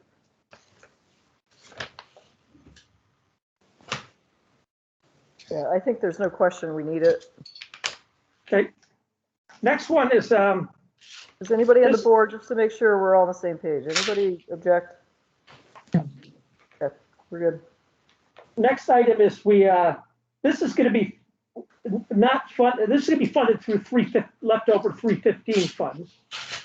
And what we'd like to do is get a grant writer on board as quickly as possible, because the NTIA grants, the broadband grants in the new infrastructure bill, there's a total of $42 billion of funding available. I mean, there's $42 billion of competitive funding. There's $100 million minimum for each state. So we're going to get $100 million out of that. But if you look at the 42, what just happened? Are you mixing up the infrastructure bill and USDA? Oh, no, Reconnect? sorry. Our screen is doing something weird here. So the infrastructure bill has $42 billion available through the NTIA for competitive grant programs. Those will be grants we're applying for, which theoretically, if you think about it, Vermont, we could get up to, if we went by population, we should be able to get 800 million of that. Because we're 0.2% of the national population. It's $40+ billion. So the point is that's a very valuable expenditure. It's not coming out of our budget. It's coming out of the H315 funds. Can I just add a little clarification to that? So with H315, there was $200,000 available for Wi-Fi hotspot licenses, RCC, which I can't remember what it stands for offhand, unfortunately, and then for additional technical assistance to the CUDs. We finally have an answer that we have about $80,000, it looks like at this point, left. We want to quickly deploy that to take advantage of the USDA Reconnect program. The USDA Reconnect program, it just opened on November 24th. It's a highly complex program. It closes mid-February. So we'd be seeking consultants to assist the CUDs with getting applications together. This also includes identifying areas that would be prime targets, that would be good candidates to apply for. We know some of the CUDs are starting to pursue this on their own, but it would be helpful for a statewide approach. So that's the RFP we would like to put out. When it comes to some of this other funding, whenever the broadband project developer is on board, which will hopefully be after the end of the year, that will be something that they will be working on as for fundraising and for making sure that we access every single federal fund possible to make the best use of all the funds available to the state. Yeah, no, we expect to not use this money. This money has to be spent by the end of the year, right, Rob? It should be obligated by the end of the year. Yeah, okay. And so are you able to just contract for grant writing services? That's what we're doing. We're looking for contract for this. That's, yeah. We put out an RFP. It would likely be a simplified bid because we want to get this on board as quick as possible. What's the best case, worst case scenario in terms of timing? Best case is if we find the time to do it this week, we would have somebody on board by the, or if it's, I don't know, but I would like to have it before the end of the year. Somebody can do Is that this. possible? Better. I Is it think it's possible? possible. It's possible if we act now. Yes. And the key is it's a contractor, so once we're done doing the grant writing, then it's not a continual, not an employee. Not an employee. Okay. Because at that point, we will have an employee that can assist with these things. Mm-hmm. They may need some additional technical assistance for certain applications, but this is around USDA in particular, Reconnect, since finally most of the state is open to USDA funding again. That has been a hindrance for years. Pretty big sore spot. Okay, any objection to moving forward to the grant writer? All right, good to go.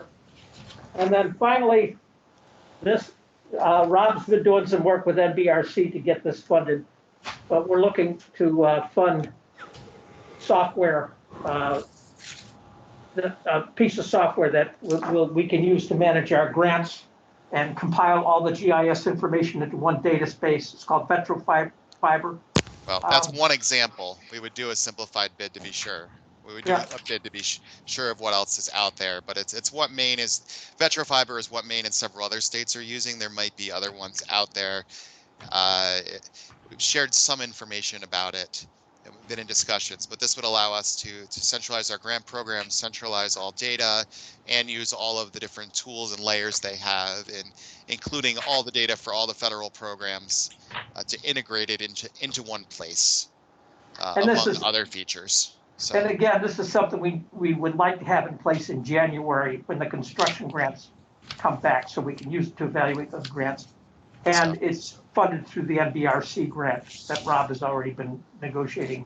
Yeah, the NBRC grant, that's what funds the project developer, and the purpose of that grant was providing things that leverage other resources, and that this tool would be something that the project developer could leverage, that we could leverage for many different reasons to gain additional funds and to check up on network design and keep everything in one place. So it would be, yeah. Holly? So I don't, was this part of our board packet? Because I don't remember seeing it. And I'm just mindful that we don't have a tally on what this total request is for all these component parts. And here we are in the 5th month of our operation. and we don't have a budget. So I can't argue with the urgency, but it's kind of urgency we've created for ourselves. And Yeah, I'm just, unfortunately, I didn't have the data to put a budget together until now, because we're in a place where we don't know what the future is. I finally think I can predict the future, but it wasn't until now that we could do that. So we'll in this, have a budget. So we'll have a budget for the December 13th meeting. That's what I've heard. yes, Yeah. we would like to start the RFP process for all of these things in advance, and this is something that's funded from NBRC, which is separate. Yeah, in this particular one, there's really no risk from a budget standpoint because we're just starting the RFP process. That's going to take time. so Do you have an estimate of cost? how much of our unformed budget have we spent so far?